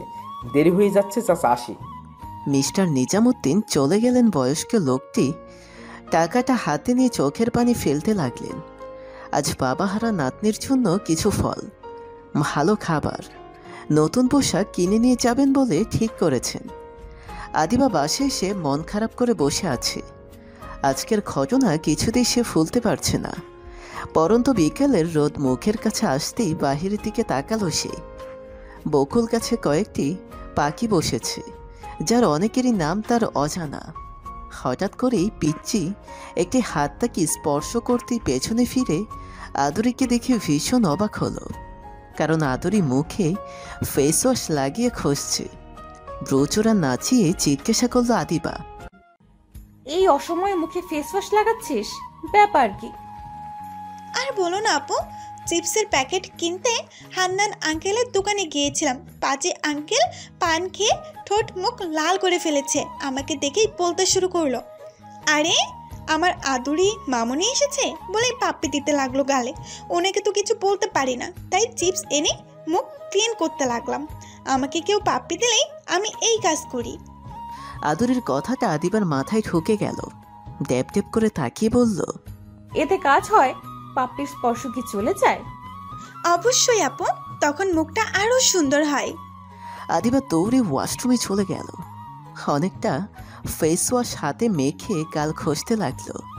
প্রায় 15 মিনিট পর আদিবা আদুরির দিকে তাকিয়ে রাগী কণ্ঠে বলল, ওই আমার গাল জ্বলছে, তোর কথা শুনে মুখটা নষ্ট করে ফেলছি আমি। আদুরি 2 হাত কপালে রেখে বলল, তোমাকে কি বলছি জোরে জোরে ঘষতে? আস্তে আস্তে ঘষলে কি গাল লাল হতো? কিছু তো বোঝো না। আমি তোমার হেল্প করলাম আর তুমি উল্টো ধন্যবাদ না জানিয়ে বকছো। যাও, আজকের পর থেকে আর কোনো হেল্প করব না। আদুরি দৌড়ে চলে গেল। আদিবা আয়নার কাছে আসতেই দেখল তার ফর্সা গাল লাল হয়ে আছে। মনে মনে ফয়সালের গোষ্ঠী উদ্ধার করে ভ্যাসলিন লাগিয়ে আস্তে আস্তে ম্যাসাজ করতে লাগলো। সিগারেটের ঠোঁট চেপে ধরে আরিফের মুখে ধোয়া উড়াচ্ছে ফয়সাল। চোখ দিয়ে যেন আগুন জ্বলছে তার। কাদো কাদো মুখ নিয়ে বলল আরিফ, দোষ কি হয়েছে তোর? এমন রেগে আছিস কেন? আজ তোর কথা মতো রোম্যান্টিক হতে গিয়ে আদিবার চোখে আমি ঘৃণার পাত্র হয়ে গেছি। কেন, কি করলি তুই আবার? আদিবাকে কিস করেছি। আরিফ কপাল চাপ দিয়ে কটমট চোখে তাকালো ফয়সালের দিকে। শক্ত গলায় বলে উঠল, শালা, রোমান্টিক মানে কি কিস দেওয়া নাকি? রোমান্টিক মানে হলো একটু লাজুক লাজুক হাসি, বিয়ের পর ঘুরতে যাওয়ার কথা বলা, কি কি খেতে ভালোবাসে, মেয়েটির সাথে ফ্রেন্ডলি হওয়ার চেষ্টা করা, বাইকে উঠিয়ে কিছুক্ষণ ঘোরাঘুরি করা, হাত ভর্তি শপিং কিনে দেওয়া, বাদাম চটপটি ফুচকা আইসক্রিম একত্রে বসে খাওয়া। ধীরে ধীরে পরে সামনে তো এগোতে পারতিস তুই। যেখানে যতবার মেয়েটির সাথে কথা হয়েছে ততবারই তো ফয়সাল ভাই হয়ে সামনে গেছিস, আর এইবার লুচু ফয়সাল হয়ে রাজনীতি করতে করতে কি তোর মাথার বুদ্ধিশুদ্ধি জলে ভাসিয়ে দিয়েছিস নাকি? ফয়সাল নিজের মাথা চুলকিয়ে আমতামতা করে বলল, আসলে ওর গালের তিলটা দেখে নিজেকে ধরে রাখতে পারিনি। বলো দোস্ত, এখন আমি কি করব? কি করবি মানে? এখন ভাবির রাগ ভাঙাবি? কিভাবে রাগ কমানো যায় তার প্ল্যান দিচ্ছি, শোন তুই। আরিফ ফয়সালকে রাগ কমানোর প্ল্যান দিচ্ছে। ফয়সাল নিজেই এখন অভাব। সারাদিন রাজনীতি নিয়ে থাকতে থাকতে তার মন কঠিন পাথরের ন্যায় ধারণ করেছিল। এখন সেই পাথরের মন কিভাবে একটা মেয়ের প্রতি দুর্বল হয়ে পড়ল। মনে মনে এতদিন যাদের প্রেম করার জন্য শাস্তি দিয়েছিল তাদের কাছ থেকে ক্ষমা চাওয়া শুরু করেছে। রাত 8টা কি 9টা। অরিনের আম্মু ওষুধ খেতে এসে দেখল বক্সে কোনো ওষুধ নেই। প্রেসক্রিপশন হাতে নিয়ে অরিনের উদ্দেশ্যে চিৎকার করে বলে উঠল, অরি, তুই আজ ওষুধ কিনে আনিস নাই? জিভে কামড় দিয়ে বলে উঠল অরিন, সরি মামি, একদম মনে ছিল না। দাও, আমি এখনই নিয়ে আসছি। এত রাতে তোর যেতে হবে না, আমি নিজেই কিনে আনছি। ডক্টর বলেছিল এই ওষুধটা প্রতিদিন খাওয়ার জন্য। ছেড়ে ছেড়ে খেলে সমস্যা হবে, নয়তো আগামীকালে নিয়ে আসতাম। অরিন তার মাকে থামিয়ে দিয়ে বলল, তোমার শরীর একটুও ভালো নেই, বাসার নিচেই তো দোকান। দাও, নিয়ে আসছি। 20 মিনিটে যাবো আর আসবো। মায়ের হাত থেকে প্রেসক্রিপশন নিয়ে হাঁটা দিল ফার্মেসির উদ্দেশ্যে। সকালে আদিবাকে নিয়ে চেয়ে ফয়সাল কি করলো, তারপর আদিবা দৌড়ে বাসায় চলে গেল। এইসব চিন্তা করতে করতে সেও ভুলে গিয়েছিল মায়ের ওষুধের কথা।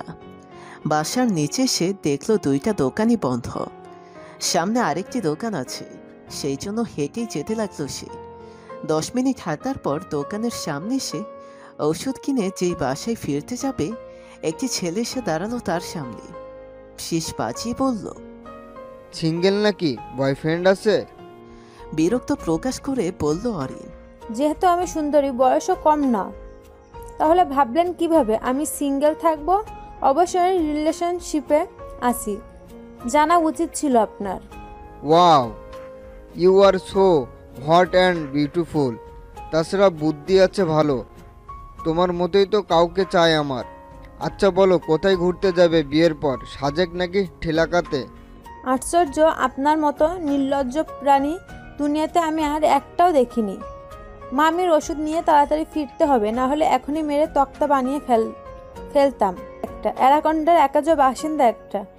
রাগে কচকচ করতে করতে চলে গেল অরিন।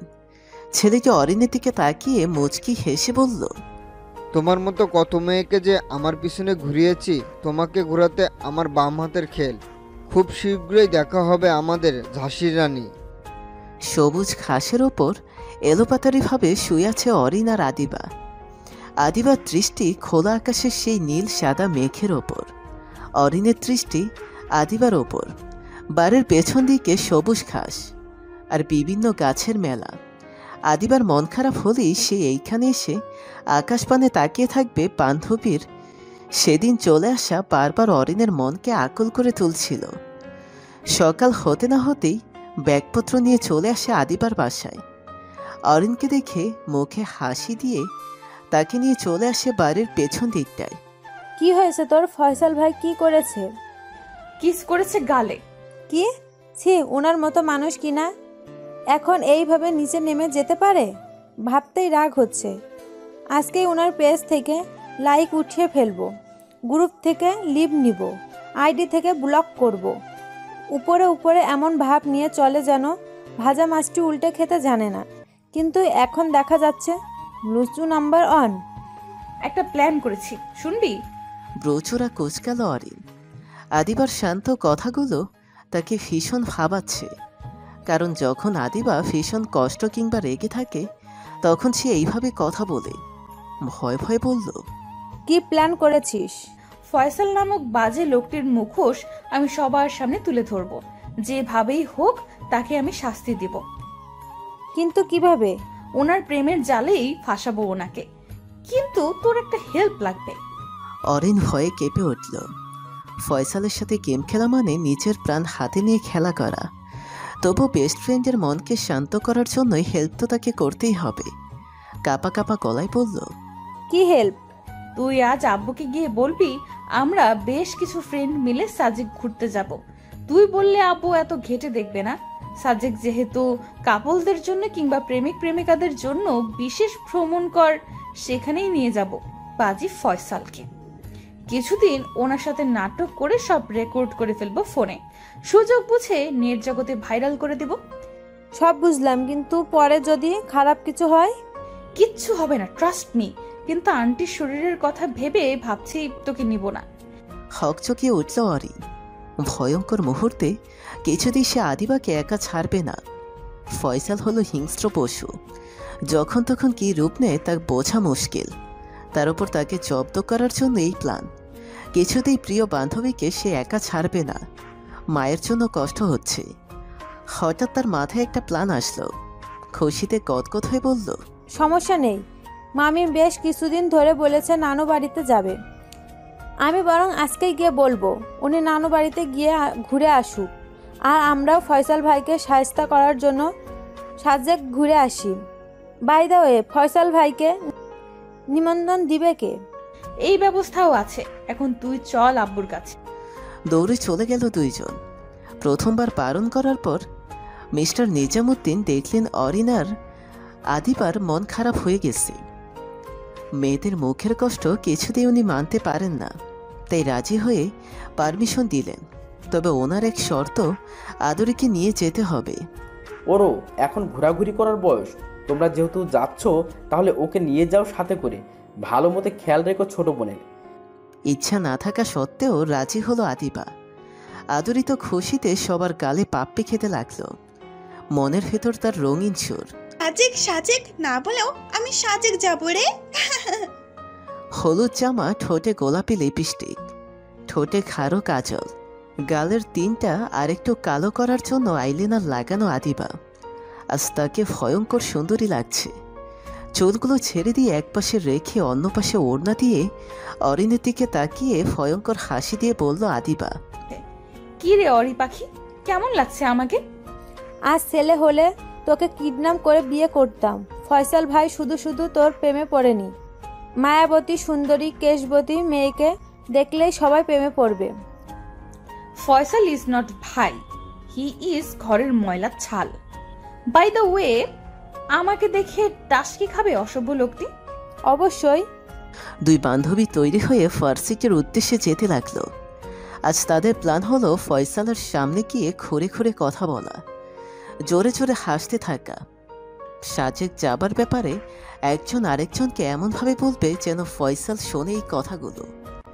আদিবা যাচ্ছে মানে ফয়সালও যাবে, সেখানেই হবে আসল গেম। পার্কের বেঞ্চে এসে বসেছে আদিবা ও অরিন। তাদের নজর ফয়সাল কোথায় সেদিকে। হঠাৎ ফয়সালের উপস্থিতি টের পেয়ে অরিন গদগদ করে বলল, আদুরি আমার কি যে ভালো লাগছে। ওয়াও, নিজেই দুই হাতে মেঘের ভেলা স্পষ্ট করতে পারবো, আকাশের সাথে মিশতে পারবো, ভাবতেই নাচতে ইচ্ছা করছে। শুধু কি তোর, আমিও তো ভীষণ খুশি। ভাবছি বাসে করে যাব, দুই বান্ধবী আড্ডা দিতে দিতে পাড়ি জমাবো মেঘের রাজ্যে। মেঘের রাজ্যতে যদি একজন রাজা কিংবা রাজকুমার পেয়ে যায়, মন্দ হবে না ব্যাপারটা। আমার মনের কথাগুলো বলেছিস। বাই দ্য ওয়ে, কবে যাব আমরা? পরশু। বাসের নাম, কয়টায় যাবে, বাস কখন ছাড়বে, সব ডিটেলস তারা ফয়সালকে শুনিয়ে শুনিয়ে বলতে লাগলো। ফয়সালের এখন মনে হচ্ছে মেঘ না চাইতে বৃষ্টি পেয়ে গেছে। আরিফ বলেছিল এমন কোথাও যেতে তারা অনেকক্ষণ সময় আলাদা থাকতে পারে, যেখানে তাদের খুব কম মানুষই চিনে। ফয়সাল মনে মনে ভীষণ খুশি হয়ে বলল, আমার প্রবলেম সলভ করার জন্য একটা তুমি চাদুরানি। ফয়সালের এখন সামনে থেকে আদিবাকে দেখতে ইচ্ছে করছে। পেছন থেকে খোলা চুলের হলুদিয়া পাখিকে দেখে তার মন ভরছে না, তাই সামনে গিয়ে দাঁড়ালো। আদিবা অরিন দেখেও না দেখার ভান করে কথা বলছে। এমন সময় ফয়সাল ওদের সামনে একটা গানের কলি বলতে লাগলো, ঢাকাটা খুলনা, একটু ভালোবাসো না, নেই কোনো ভাবনা, নিয়ে যাও পাবনা। অরিনের ভীষণ হাসি পাচ্ছে গান শুনে। ফয়সালকে দেখে তার মনে হয় না এই ছেলে একটা মেয়ের জন্য রাস্তায় দাঁড়িয়ে গান বলবে। আদিবার জন্য জোরে হাসতে না পেরে মুখ চেপে হাসছে। আদিবাও একটু মজা নেওয়ার জন্য বলল, ঢাকা টু সিলেট সবকিছু ডিলেট, মেয়েদের তুলনায় ছেলেরা কবেট। অরিন এইবার হাসি ধরে রাখতে না পেরে জোরে জোরে হাসতে লাগলো। হাসতে হাসতে হঠাৎ করেই ফয়সালের পিঠে হালকা চাপটে বলে দিল, ফ্রিতে এত সুন্দর সিনেমা দেখবো কখনোই ভাবিনি। Please continue. অরিনের মনে নেই সে কাকে চাপড় মেরেছে। ফয়সাল তো রাগান্বিত চোখে তাকিয়ে আছে অরিনের দিকে। যখনই অরিনের খেয়াল হলো, সে ভয়ে আদিবার পেছনে দাঁড়িয়ে পড়ল। ফয়সালের ইচ্ছে করছে এখন অরিনকে তার মাথার উপর তুলে নিয়ে ফেলে দিতে। শুধুমাত্র হবু বউয়ের বেস্ট ফ্রেন্ড বলে রাগটা কন্ট্রোল করে হেসে দিয়ে বলল, ইটস ওকে, শালিদের এমনই করতে হয় অবদুল্লাবাদের সাথে। ভীষণ খুশি হলাম যে তুমি আমাকে দুলাভাই ভেবে ফেলেছ। লাভ ইউ শালিকা। আদিবার রাগী দৃষ্টিতে কিছুক্ষণ তাকিয়ে থেকে অরিনকে নিয়ে চলে যায়। সে চায় না তার প্ল্যান নষ্ট হয়ে যাক। ফয়সালকে সে জ্বালাবে, কিন্তু এখন নয়, সাজেক হবে। ফয়সালের জীবনের কষ্টের মুহূর্ত। চলে গেল 2টা দিন। আজ সাজেক যাবার জন্য তৈরি হচ্ছে আদিবা ও আদুরি। অরিন ওর বাসা থেকে আসবে। আদুরি কালো টপ, জিন্স, মাথার চুলগুলো জুটি বেঁধে, ঠোঁটে লাল লিপস্টিক, গলায় পাথরের মোড়া চেইন, ডান হাতে ঘড়ি, বাম হাতে ব্রেসলেট, হিল জুতো পরে মুখটা আফসোসের ভঙ্গিতে বলল, আমার যেতে ইচ্ছে করছিল না। যতদিন থাকবো না ততদিন বেয়াদব তুহিন খুব আনন্দ করবে। শুধুমাত্র তোমাকে আর ওরি আপুকে দেখে রাখার জন্য যাচ্ছি। ঘুরতে গিয়ে হারিয়ে যেতে পারো, কিংবা কোনো ছেলে বিরক্ত করলে তখন একা একা কী করবে, তাই তো আব্বু আমাকে পাঠাচ্ছে তোমাদের খেয়াল রাখার জন্য। ইস, কত কাজ যে করতে হয় আমাকে, তবুও কোনো অহংকার নেই আমার, নেই কোনো ক্লান্তি। আমার মতো এই পৃথিবীতে একজনই আছে, ভাগ্য ভালো তোমার, আমার মতো কিউট একটা বোন পেয়েছো বলে। এত কথা না বলে প্যাম্পাস ব্যাগে রাখ। ওইখানে যদি হিসু টিসু করিস তোকে জেলে ভরবে রিসর্টের লোকেরা। গাল ফুরিয়ে ক্যাম্পাসে ব্যাগ রাখলো। ওর একটাই সমস্যা, মাঝে মধ্যে রাতে বিছানা বিছিয়ে ফেলা। এর জন্য ওর মা কত যে হিসু বিছানা থেকে খাইয়েছে, তবুও চায় না এই বদ অভ্যাস। বাসের বাম পাশের মাঝের দুটি সিটে বসেছে আদিবা আর অরিন। তাদের মাঝে অর্থাৎ দুইজনের কোল ভাগাভাগি করে মুখ ফুলিয়ে বসে আছে আদুরি। কতবার করে সে বলেছে তার জন্য আলাদা সিট রাখতে, কিন্তু ওর দুই পচা বোন রাখেনি। উল্টোরা বলেছে, টাকা কি গাছে ধরে? এক্সট্রা টাকা খরচ করার মানেই হয় না। তাছাড়া একা একা কার সাথে বসবি? যদি কেউ কিডন্যাপ করে নিয়ে যায় তখন কি হবে? অরিন ও আদিবার ছাড়ি খেয়ে চুপ বনে যায় আদুরি। তার ভীষণ লজ্জা করছে অন্যের কোলে বসতে। অরিন ব্যাগ বের করে পানির বোতল বের করতে যাবে, দেখলো বোতল নেই। রাজ্যের বিরক্তি নিয়ে পিড়পিড় করে বলতে লাগলো, মাথা নষ্ট হয়ে গিয়েছে আমার। বোতলটা যে কোন দুঃখে আনিনি কি জানি। আদিবাকে উদ্দেশ্য করে বলল, আদৌ আমি পানির বোতল কিনে আনতেছি, জানিস তো মিনিটে মিনিটে পানি পান করতে হয় আমার। কোল থেকে আদুরিকে নামিয়ে বাস থেকে নেমে পড়ল অরিন। আশেপাশে কোথাও ঠান্ডা পানি না পেয়ে কিছুটা দূরে যেতেই একজন ছেলেকে দেখে রাজ্যের বিরক্তি নিয়ে অন্য পাশে ফিরতেই ছেলেটি বলে উঠল, ওয়াও, কি মিরাক্কেল! ঝাঁসিকা রানী তোমাকে খুঁজতে খুঁজতে হাতে হারিকেন ধরতে বাধ্য হয়েছে, আর সেই তুমি কিনা আজ আমার সামনে। একেই বলে পৃথিবীটা গোল। তাছাড়া আমার ভালোবাসার একটা দাম আছে, বুঝছো? ওই মিয়া ফলো করছেন আমাকে, মার খেতে চান? যে সেদিন রাতেই বুঝেছি আপনি ছেলেটা সুবিধার নয়, আস্তে একটা জলহস্তি। আরিফকে বকা দিচ্ছ? বাহ, সাহস আছে দেখছি। এই প্রথম কোনো মেয়ের কাছ থেকে বকা খাচ্ছি। দেখো মেয়ে, আমি কিন্তু খুব রোমান্টিক, তাই তো রোমান্টিক রোমান্টিক কথা বলছি। মরণ, আমার নাম কে জানতে চেয়েছে? আমি বলছি নাম বলতে। ও বুঝেছি, নিজের নামটা কিভাবে জানাবেন, জাল ভোটের মাধ্যমে জানিয়ে দিয়েছেন। বড্ড ভেজাল মানুষ আপনি। আরিফ ভাবতে লাগলো, এখানে কোনো ভোট হচ্ছে না, তাহলে এই মেয়ে জাল ভোট কিভাবে দেখালো? মেয়েদের কথার আগাগোড়া ঠিক নেই, কিছু বললেই ঝগড়া লাগবে। তার চেয়ে বরং কিছুক্ষণ কথা বলি। শালার ফয়সালটাও এলো না এখনো। কোথায় ওর হবু বউ সাজেক যাচ্ছে, আগে ওর আসা উচিত, কিন্তু এখনও নিজেই হওয়া। এখন যদি বলা হতো কোথায় দরবারে যেতে হবে, সময় মতো ঠিক চলে আসতো। আমি নিশ্চিত এই ছেলের কখনো বিয়ে হবে না। আরিফের ভাবনার ছেদ ঘটিয়ে অরিন বলে উঠল, আমার পথ ছাড়েন বলছি। যদি না ছাড়ি কি করবে? জানেন আমি কে? আমি কিন্তু ফয়সাল আহমেদের গার্লফ্রেন্ড। অরিন নিজেকে আরিফের হাত থেকে বাঁচানোর জন্য মিথ্যা কথাটা বলল। আরিফ ভাবল এই মেয়ে তাহলে সেই বাঘিনী। আরিফ আদিবাকে দেখেই তাই অরিনের কথা বিশ্বাস করে মুখটা আধার করে রাখল। প্রথম দেখাতে একটু বেশি ভালো লেগেছিল মেয়েটাকে, কিন্তু এই মেয়ে তার ভাবি, ইস, ভাবতেই ভীষণ কষ্ট হচ্ছে তার। তবুও মনটা শক্ত করে বলল, সরি ভাবি, আমি বুঝছি। আসসালামু আলাইকুম ভাবি, কোনো সমস্যা হচ্ছে আপনার? অরিন কিছুটা ভাব দিয়ে মুখ ফেংসি কেটে চলে গেল। আরিফ তখন ফোন লাগালো ফয়সালের নাম্বারে। হ্যাঁ রে বল, কোথায় তুই? শালা 1 ঘন্টা ধরে দাঁড়িয়ে আছি, কোথায় তুই? আর বলিস না, আসার পথেই শুরু হলো গ্যাঞ্জাম, তাই দেরি হচ্ছে। 5 মিনিটের ভেতর চলে আসছে। তাড়াতাড়ি আয়। বাই দ্য ওয়ে, ভাবির সাথে দেখা হয়েছে। তোকে বলছিলাম না একদিন রাতে এক মেয়েকে ভীষণ ভালো লেগেছে? সেই তোর হবু বউ, মানে আমার না হওয়া গার্লফ্রেন্ড। বাজে বকিস না। তুই কীভাবে চিনবি আদিবাকে? ভাবি নিজেই তো আজকে বলেছে সে নাকি ফয়সাল আহমেদের গার্লফ্রেন্ড। দেখো ভাবি তোকে ভালোবাসে, কিন্তু মুখে বলে না। কি সুইট দেখতে ভাবি। সারা নজর দিবি না, আমি এখনই আসছি। দেখে শুনে ডাক্তার ভাবিকে।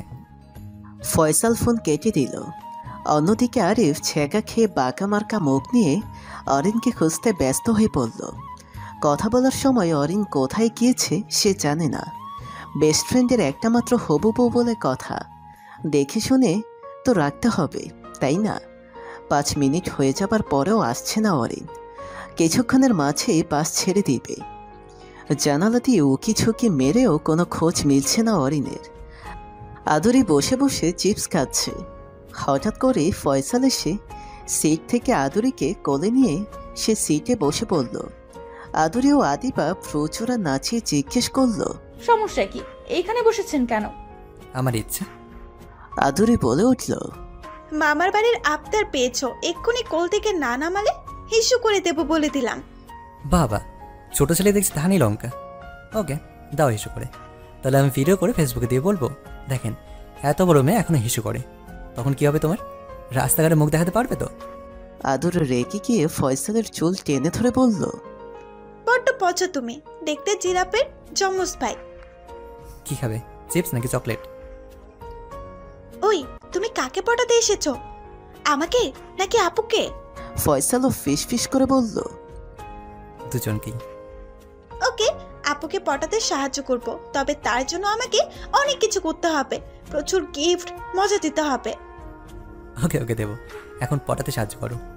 আদুরি মনে মনে হাসল। মনের ভেতর দুষ্টুমি ভরপুর হয়ে উঠেছে তার। বিড়বিড় করে বলল, আমাকে অপমান করেছো, তার শাস্তি তো তোমাকে পেতেই হবে দুলা ভাই। পটাতে ঠিকই সাহায্য করব, কিন্তু তোমার অবস্থা নাজেহাল করে ফেলবো। যদি বিয়ে হয় তাহলে তো সারা জীবনে শাস্তি করতে পারবো। আমার ভিডিও আপলোড দেবে না, তাই না? দেখো, তোমার এমন পিক তুলবো আর আপুকে বলে ভাইরাল করব, কল্পনাও করতে পারবে না। বাজে দুলা ভাই। অন্যদিকে ফয়সাল ভাবছে, একবার শুধু আমার বোনকে বিয়ে করি, তখন আমার চুল ধরার প্রতিশোধ নেব। বাসরাতে ভাইরা বাড়িকে আটকিয়ে রেখে তোমাকে সাহায্য করব। বড় হয়ে প্রেম করতে চাইলে তখন শুধু ছ্যাঁকা খাওয়াবো, তখন বুঝবে দুলাভাই কি জিনিস। আদিবা তখন চেঁচিয়ে উঠে বলল, আমার ফ্রেন্ড বসেছে এইখানে, উঠুন বলছি। উঠবো না, কি করবে? আমার যেখানে ইচ্ছে সেখানে বসে থাকবো। ওকে। আদিবা ভাবল কিছুক্ষণ। ভাবনার জগৎ থেকে একটি কথাই রিপ্লাই আসছে, বসতে দে আদু, তাহলে তো তোরই লাভ। সুন্দর সুযোগটি হাতছাড়া করিস না পাগলি। আদিবা কিছু না বলে জানালার দিকে মুখ এনে বসে রইল। আদুরি ফয়সালের কোলে এখনো। তারা দুজন ফিস ফিস করে কথাবার্তা বলছে, যেন আদিবা না শোনে। বেশ কিছুক্ষণ পর অরিন বাসে উঠল, তার পেছনে আরিফ। অরিন একবার পেছনে আরেকবার সামনে তাকিয়ে কিছুটা ভয় পেয়ে আটকে উঠল। আরিফের দিকে তাকিয়ে দাঁত বের করে হেসে দিয়ে বলল, আবার উনি চলে এসেছেন, এখন আপনি যেতে পারেন। ব্রুচোরা কুচকাল আরিফ। ওকি ঝুঁকি দিয়ে দেখল অন্য একটি মেয়ের সাথে বসে আছে তার প্রাণপ্রিয় বন্ধু। অরিনের সাইড কাটিয়ে ফয়সালের সামনে এসে দাঁড়ালো আরিফ। স্লাইং ভাষা ইউজ করে বলল, বাল, তুমি আমার গার্লফ্রেন্ড রেখে এখন অন্য মেয়ের সাথে বসছো? খালি আমার চরিত্র দোষ ধরিস? এখন যে তোর চরিত্র কেমন সেটা চেয়ে দেখ। আমি তো তাও লুকিয়ে লুকিয়ে 4-5টা প্রেম করি, আর তুই তো সামনাসামনি। এমন চরিত্র থাকলে কোনো মেয়েই প্রেমে পড়বে তোর?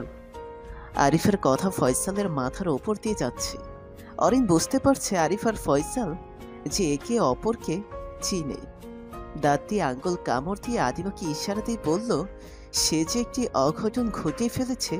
ফয়সাল বলল, পাগলের মধ্যে কি সব বলছিস, স্পষ্টভাবে বল। আরিফ কিছু বলতে যাবে তার আগেই অরিন এমন একটি কাজ করে বসলো যাতে অরিনের চোখ কপালে। রসগোল্লার মতো চোখগুলো তাকিয়ে আছে অরিনের দিকে। অরিন আরিফের মুখ চেপে ধরে অন্য হাতে অরিনের ঘাড়ে রেখে চিমটি কেটে মিষ্টি হেসে বলে উঠল, আসলে হয়েছে কি ফয়সাল ভাই, আপনার এই বন্ধুর সাথে আমার 2 মাসের পরিচয়। তো উনি আমাদের অনেকবার প্রপোজ করেছে, রাজি না থাকায় এখন সে নালিশ জানাতে আসছে আপনার কাছে। একটু বুঝিয়ে বলুন আপনার এই অকেজো বন্ধুকে। একটা মেয়ে ভালোবাসা পেতে অনেক কাঠখড় পুরাতে হয়। আরিফ যেন অরিনের কথায় জালে আটকে পড়ে চুপচাপ হয়ে গেছে। সে হিসাব করছে তাদের পরিবারে 1 সপ্তাহ হলো না, কিন্তু এই মেয়ে বলেছে 2 মাস। এক বাজার থেকে কিনে আরেক বাজারে বেশি দামে বিক্রি করে ফেলবে এই মেয়েটাকে। ফয়সাল তখন অট্ট হাসিতে মেতে উঠল। ছি আরিফ, তোর থেকে আমি এমন কিছু আশা করিনি। ভয় দেবে, শালিকে যাও, তোমরা পেশেন্সে টিকে বসো, নিজেদের মধ্যে সব কিছু ঠিকঠাক করে নাও, আর এদিকে আমরাও। অরিন যেন হাঁপ ছেড়ে বাঁচল, কিন্তু এখনও আরিফের মুখ দেখে বোঝা যাচ্ছে যে বলে দিবে ফয়সালকে। তাই কোনো রিস্ক না নিয়ে আরিফের হাত ধরে টেনে পেছনে নিয়ে বসল। আদুরি সব কিছু কথা ভালো করে লক্ষ্য করে মুখ ফুলিয়ে ফুলিয়ে বলল, আগে জানলে কখনোই আসতাম না। তোমরা সবাই কাপল হয়ে ঘুরতে যাচ্ছ, আর আমি কিনা একে একে ঘুরবো? আদিবা চোখ পাকিয়ে কড়া গলায় বলল, বাচ্চা মেয়ে বাচ্চাদের মতো থাকবে, একদম বড়দের মতো কথা বলবে না। বেশি পক করলে গাড়ি থেকে নামিয়ে বাসায় দিয়ে আসবো।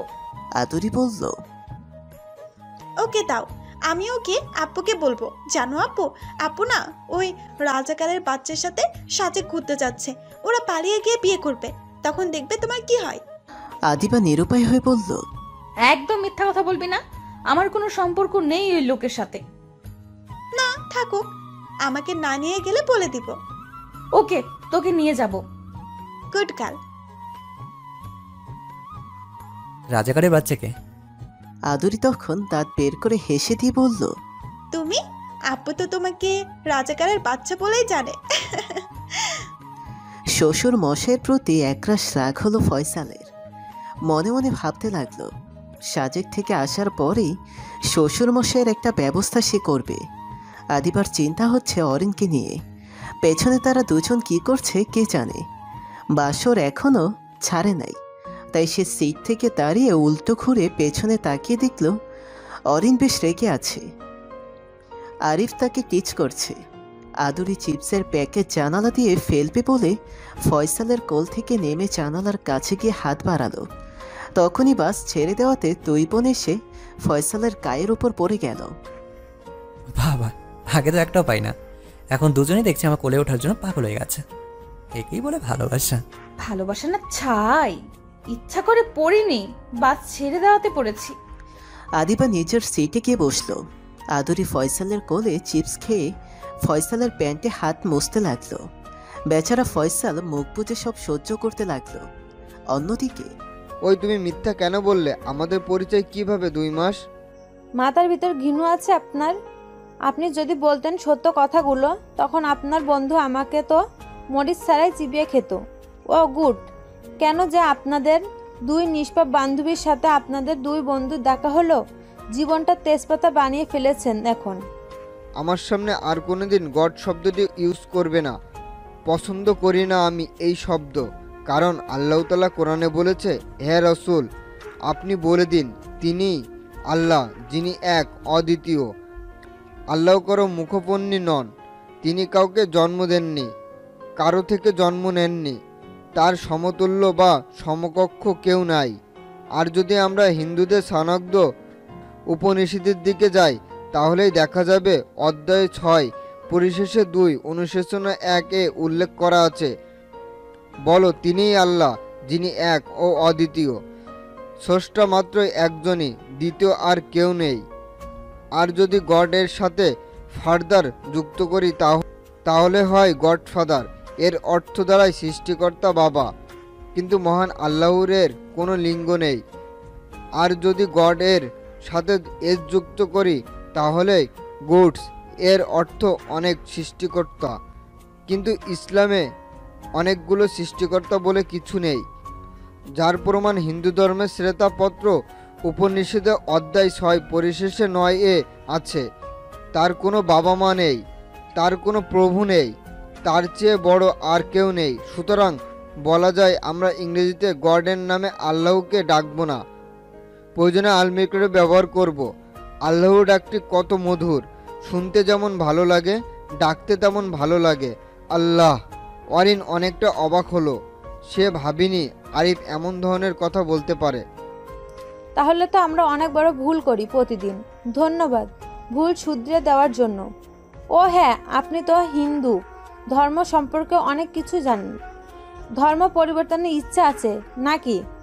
একদমই নয়, আমাদের বয়ফ্রেন্ড সার্কেলের মধ্যে দুজনেই হিন্দু ফ্রেন্ড ছিল, সে কারণে একটু একটু জানি, তবে ধর্ম পরিবর্তন করে নাস্তিক হতে চাই না। আমি মুসলমান, এটা আমার বড় পরিচয়।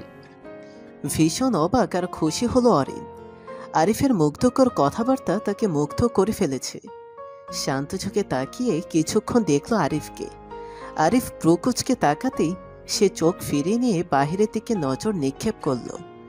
আরিফ ভাবলেশহীনভাবে বলল, আমরা কি বন্ধু হতে পারি? বন্ধু তো হতেই পারি কোচ, তোমার জন্য প্রাণপ্রিয় বন্ধুকে মিথ্যা বলেছি। তোমাকে হেল্প করানোর জন্য হলেও তো বন্ধু হতে পারি আমরা। কয়েক মিনিটে আরিফের কথায় মুগ্ধ হয়ে অরিন রাজি হয়ে পড়ল। নিঃশ্বাস ছেড়ে দিয়ে মনে মনে একটি কবিতা বলল আরিফ। আমি জয় করেছি আজ বিশাল সিন্ধু, জয় করেছি পর্বতমালা হিমালয়, যা ছিল অসাধ্য করেছি যেন সব সাধ্য।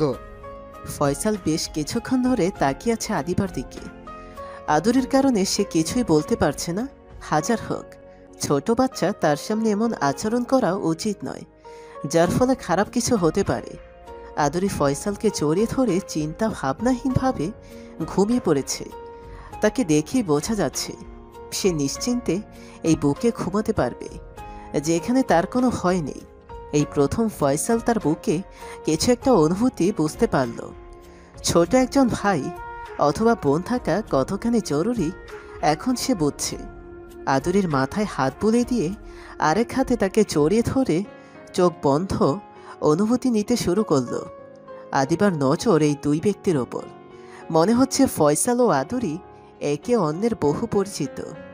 যে কেউ দেখলে ভাববে এই ছেলে হয়তো এই বাচ্চাটির বাবা, নয়তো ভাই।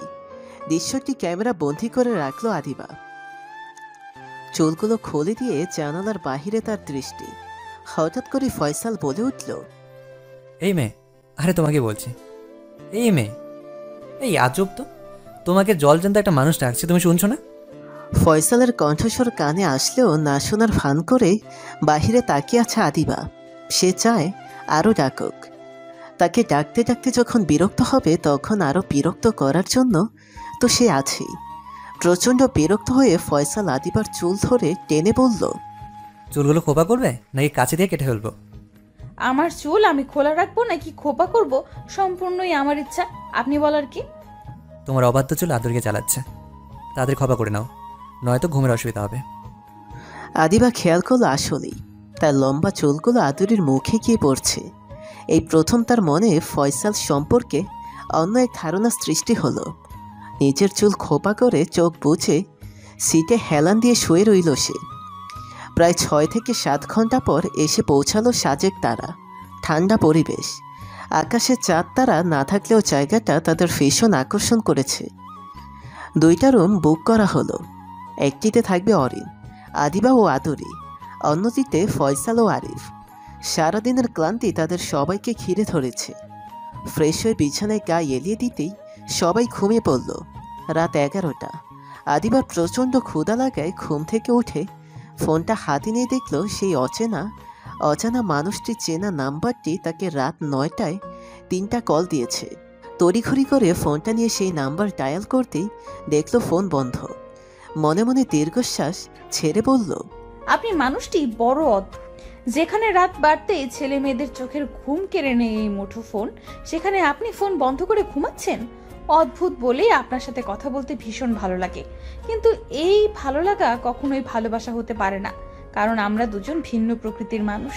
আমি জানি আপনি আমাকে কিছু বলতে চান, সব বোঝা সত্ত্বেও আমি এড়িয়ে চলি, কারণ আমি চাই আমরা অজানা থেকেই বন্ধু হয়ে থাকতে, যে সম্পর্কের কোনো নাম নেই, শুধু আছে অনুভূতি। ফোনটা বিছানার উপরে রাখল। অরিন ও আদুরি বেঘরে ঘুমাচ্ছে, কিন্তু তার চোখের ঘুম এখন আর আসবে না। তাই ধীরে ধীরে দরজার কাছে গিয়ে দরজাটা খুলে বারান্দার দিকে একদম কর্নারে গিয়ে দাঁড়ালো।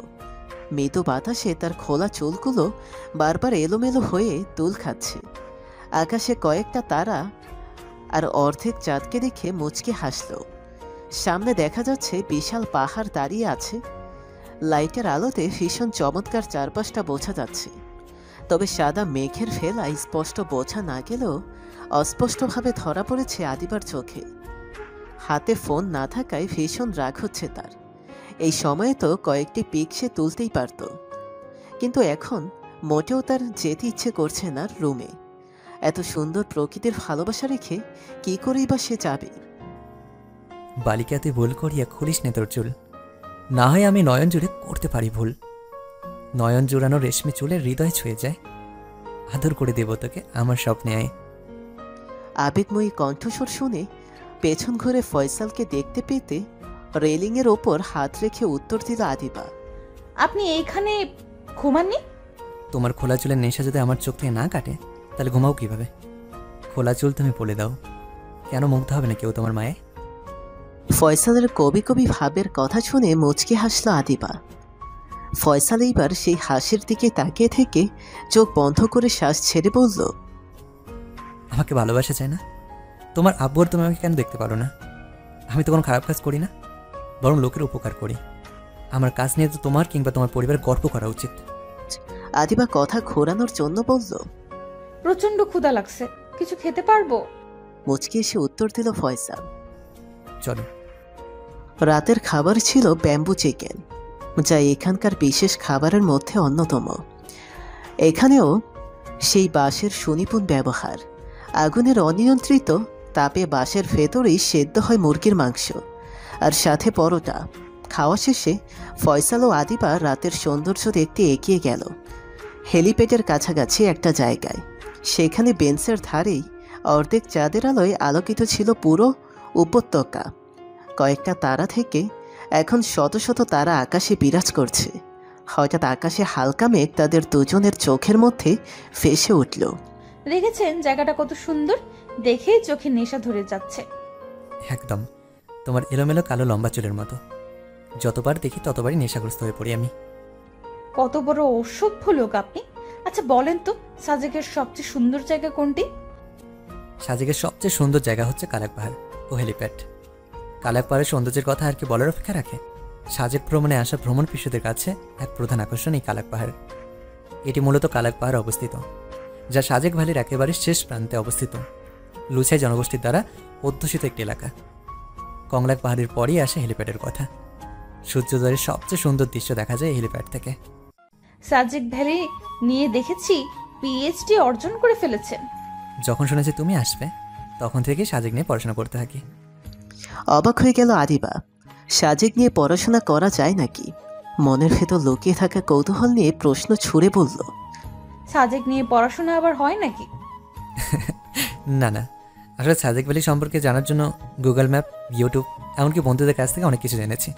কোথায় কি আছে, কোন জায়গা ভীষণ সুন্দর, এই আর কি। তোমাকে তো ঘোরাতে হবে তাই না? বিয়ের পর আমরা শুধু ঘুরবো, কেমন? অসভ্য লোক। আমি একটা বললে উনি আরেকটা বলে। রুমে চলুন, আদরি উঠে পড়বে। আদরের কথা মনে হতেই ফয়সাল বলল, বুড়িটা কিছু খেয়েছে? অরিনও মনে হয় কিছুই খায়নি। ওরা ঘুমাচ্ছে। ফয়সাল দোকান থেকে কিছু খাবার প্যাকেট করে নিয়ে গেল। রিসোর্টে গিয়ে আদিবার হাতে 2টা প্যাকেট তুলে দিয়ে বলল, রাতে না খেয়ে থাকা শরীরের জন্য ক্ষতিকর, এখন ওদের ডেকে খাইয়ে দেবে। আর শোনো, জোরে ডাকবে না, আস্তে আস্তে ভালোবেসে ডাকবে। ঘুমানোর ব্যক্তিকে জোরে ডাকলে তাদের ব্রেনে সমস্যা হয়, বুঝেছ? আদিবা তার মাথায় এদিক ওদিক হেলিয়ে বোঝালো সে বুঝছে। খাবারের প্যাকেট নিয়ে রুমে যেতে নিলেই আচমকা ফয়সাল হাত ধরে টান দিয়ে একদম কাছে মিশিয়ে আদিবার চুলের মুখে ডুবিয়ে চুলের ওপর ভালোবাসার পরশ এঁকে দিয়ে মুচকি হেসে বলল, নেশাটা কমানোর জন্য এছাড়া কোনো উপায় নেই। সরি এত, লাভ ইউ, ঘুমিয়ে যাও। আদিবার কথা বাড়ালো না, সে চলে গেল রুমে। রাতে আদরিকে আর অরিনকে ঘুম থেকে উঠিয়ে খাবার খাইয়ে দিয়ে তিনজন একজন আরেকজনকে জড়িয়ে ধরে ঘুমিয়ে পড়ল। সকালে গরম চা হাতে নিয়ে বারান্দায় দাঁড়িয়ে সূর্যোদয়ের আমেজ উপভোগ করছে আদিবা ও অরিন। আদরি এখনো ঘুমাচ্ছে। অরিন আকাশপানে তাকিয়ে থেকে বলল, শুভ্র, মেঘের পিছে পিছে ছুটে যেতে কার না ইচ্ছে করে? মেঘের ভেলায় হারিয়ে যেতে, আকাশের মেঘদের সাথে কথা বলতে। চায় না এমন মানুষ খুঁজে পাওয়ার দুষ্কর, কিন্তু কংকরিত এই শহরে মেঘেদের নাগাল পাওয়া দায়। তাই তো মানুষ মেঘের রাজ্য গমন করার জন্য ছুটে আসে এই সাজেক। চোখের সামনে যখন বিশাল বড় পাহাড় আর শুভ্র মেঘের ছোঁয়া পাওয়া যায়, তখন এই মন বারবার বলে ওঠে, কংক্রিটের শহরে না থেকে চলে আয় প্রকৃতির সবুজ রঙের দেশে, চল আয় শুভ্র রাঙা মেঘের দেশে। আদিবা শব্দ করে চায়ের কাপে চুমুক দিয়ে বলল, ভদ্রতার খাতিরে নিঃশব্দে চায়ের কাপে চুমুক দিয়ে এসেছি এতদিন, কিন্তু আজ প্রকৃতির সাথে থেকে মনের ভেতরে থাকা বড়লোকের ভাবটা কমিয়ে ভীষণ ভালো লাগছে। নিঃশব্দে চায়ের কাপে চুমুকের নেই কোনো আনন্দ, কিন্তু শব্দ করে চায়ের কাপে চুমুক দিলে মনে হয় চায়ের কাপটা বলছে, আজ বেজেছে নূপুরের শব্দের মতন তোমার ঠোঁটের শব্দ আমার গায়ে। এই শব্দে আমি বারবার হারাতে চাই, কিন্তু তোমরা ভদ্রতার নাম করে বড়লোকী স্বভাবের কারণে আনন্দ থেকে বঞ্চিত হই আমি। আদুরি আদিবা ও অরিন সামনে, তাদের পেছনে ফয়সাল ও আরিফ। আদুরি একবার পেছন দিক ফিরে অট্ট হাসিতে ফেটে উঠল। আদুরির হাসির অর্থ বাকি চারজন বুঝতে না পেরে জিজ্ঞাসার দৃষ্টিতে তাকিয়ে রইল তার দিকে। আদুরি ভাব নিয়ে বলল, ফ্রিতে বডিগার্ড পাওয়া কি যে সেই কথা। শোনো তোমরা, আমরা কিন্তু ফ্রিতে সার্ভিস নেব না, যেহেতু তোমরা পাহারা দিচ্ছ তাই ভাবছি তোমাদের একটা করে চকলেট দিব। যত যাই হোক, বডিগার্ড বলে কথা। আদুরির কথা শুনে অরিন ও আদিবা হাসতে হাসতে হাঁটা দিল। আরিফ তো রেগে আগুন। আদুরিকে ধরতে আসবে তখনই ফয়সাল ওর হাতটা চেপে ধরে বিড়বিড় করে বলল, শালা, আমার প্রেমে হ্যারিকেন ধরতে যাচ্ছিস? চুপচাপ সহ্য কর, পরে শুতে আসলে আদায় করবো।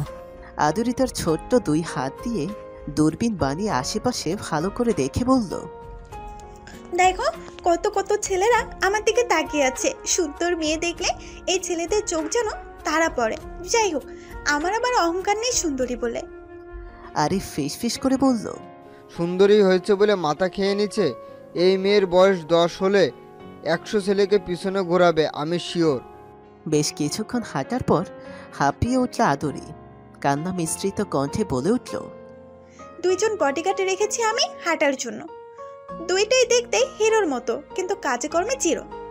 দেখছে বাচ্চা মেয়েটা হাঁটতে হাঁটতে কান্না করছে, কই একটু কোলে নিয়ে হাঁটাবে, তা না করে একে একে হাঁটছে। ছি, এদের কাছে তো বোনের বিয়ে কিছুতেই দিব না। ফয়সাল চেঁচিয়ে উঠে বলল, মাপ চাই বোন, আয় কোলে আয়। আমার ওজন নিতে পারবে? তোমাকে আর তোমার বোনকে দুজনকে একসাথে নিতে পারবো। এখন চলে আসো। সত্য আছে, হিরোরা যেভাবে কোলে নেয় সেভাবে নিতে হবে, মনে রেখো। আমার ওজন কিন্তু 18 কেজি। ফয়সাল আদুরির কথা কানে না তুলেই কোলে নিয়ে হাঁটতে লাগলো। অরিন ও আদিবা কথা বলতে বলতে যাচ্ছে, ওদের কোনো হুঁশ নেই পেছনে কি হচ্ছে। অরিন আরিফকে দেখার জন্য পেছনে ঘুরে দেখল। আদুরি ফয়সালের কোলে। এই দেখো ফয়সাল ভাই, আদুরিকে কোলে নিয়েছে। ভাই কিন্তু তোকে সত্যিই ভালোবাসে। আদিবা পেছনে ঘুরে দৃশ্যটা দেখে মুচকি এসে আবারও হাঁটতে লাগলো। সারাদিন ঘোরাঘুরি করার পর ভীষণ ক্লান্ত তারা। রাত 8টায় শুয়ে পড়ল সবাই। রাত 1টা হঠাৎ আদিবার ফোনটা বেজে উঠতে চোখ কসলাতে কসলাতে ফোনের দিকে তাকিয়ে নাম্বারটি দেখে চমকে উঠল সে। অজানা মানুষটির চেনা নম্বরটি। এত রাতে তো ফোন কখনো দেয় না। সমস্যা হয়েছে কিনা জানার জন্য আদু ফোন রিসিভ করতে ওপাশ থেকে ফেসে আসলো মধুর একটি কণ্ঠ। ভীষণ বিজি এখন, তাই না? ফ্রেন্ডের সাথে ঘুরতে আসছি তো তাই। কেমন আছেন? আলহামদুলিল্লাহ। কোথায় গিয়েছে? সাজেক। নামটি বহুবার শুনেছি, কিন্তু যাওয়া হয়নি। জীবনে হবে কিনা সন্দেহ। তাছাড়া মনের ভিতরে ভ্রমণের কোনো ইচ্ছা নেই। যে টাকা দিয়ে ঘুরবো, সেই টাকা দিয়েই 3 বেলা পেট ভরে খেতে পারবো পরিবারকে নিয়ে। ঘোরাঘুরি হলো বড় লোকের। আপনি বললে আমি সাহায্য। আদিবার বলার আগেই ওপাশের লোকটি বলে উঠল, না খেয়ে মরতে রাজি, কিন্তু পরের টাকা দিয়ে ঘুরতে রাজি নয়। অনেক কথা বলার আছে তোমাকে, শুনবে যদি বিজি না থাকো। আদিবার সারাদিনের ক্লান্তি নিমিষেই উধাও হয়ে গেল। ফোনটা হাতে নিয়ে বাহিরে দাঁড়িয়ে প্রকৃতির সাথে থাকতে থাকতে সে শুনতে চায় অজানা মানুষটির কথা। শুনবো। আজ আকাশে কোল চাঁদ।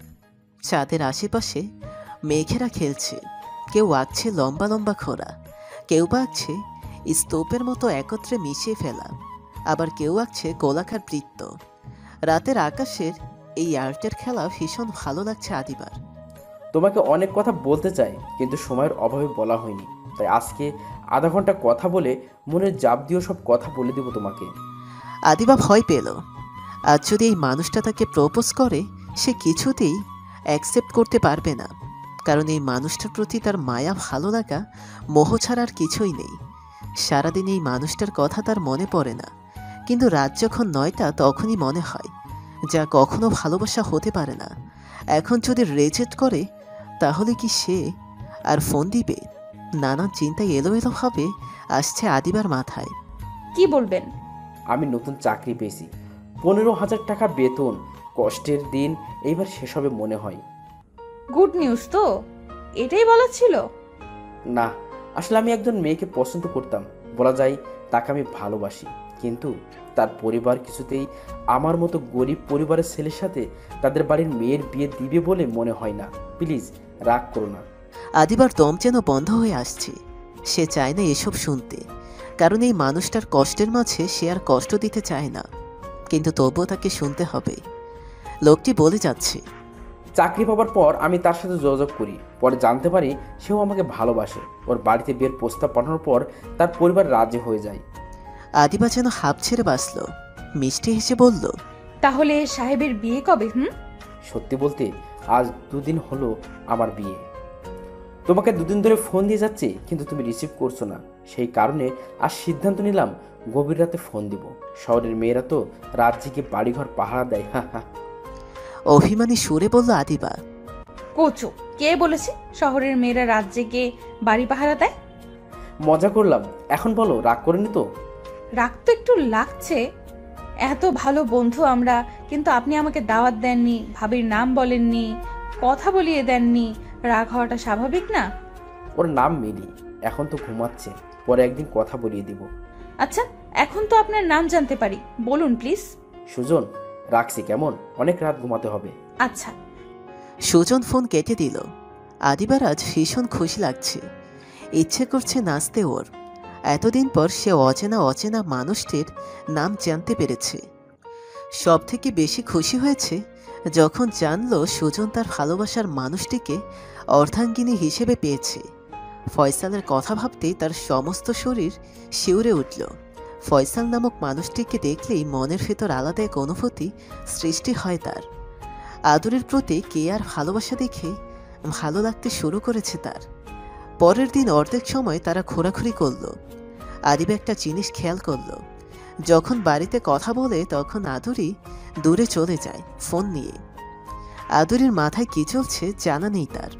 বাচ্চা মেয়ে বলে আর কিছু ভাবল না আদিবা। একটু দূরে অরিন ও আরিফের মারামারি দেখে হাসছে সবাই। আইসক্রিম কিনেছিল অরিন। আরিফ এসে পুরো আইসক্রিম নষ্ট করে দেওয়াতে এখন মারছে আরিফকে। ফয়সাল ঝুঁকে এসে আদিবার কানে ফিসফিস করে বলল, আমি তোমার হাতে মার খেতে চাই এত। শখ কত? অনেক শখ, প্লিজ মারো না আমাকে। আদিবা সুযোগের সৎ ব্যবহার করল। কয়েকটি ধুমধাম কিল বসিয়ে দিল ফয়সালের পিঠে। রাতে ঠিক করলো সবাই মিলে ট্রুথ অর ডেয়ার খেলবে। মেয়েদের রুমে আসলো আরিফ ও ফয়সাল।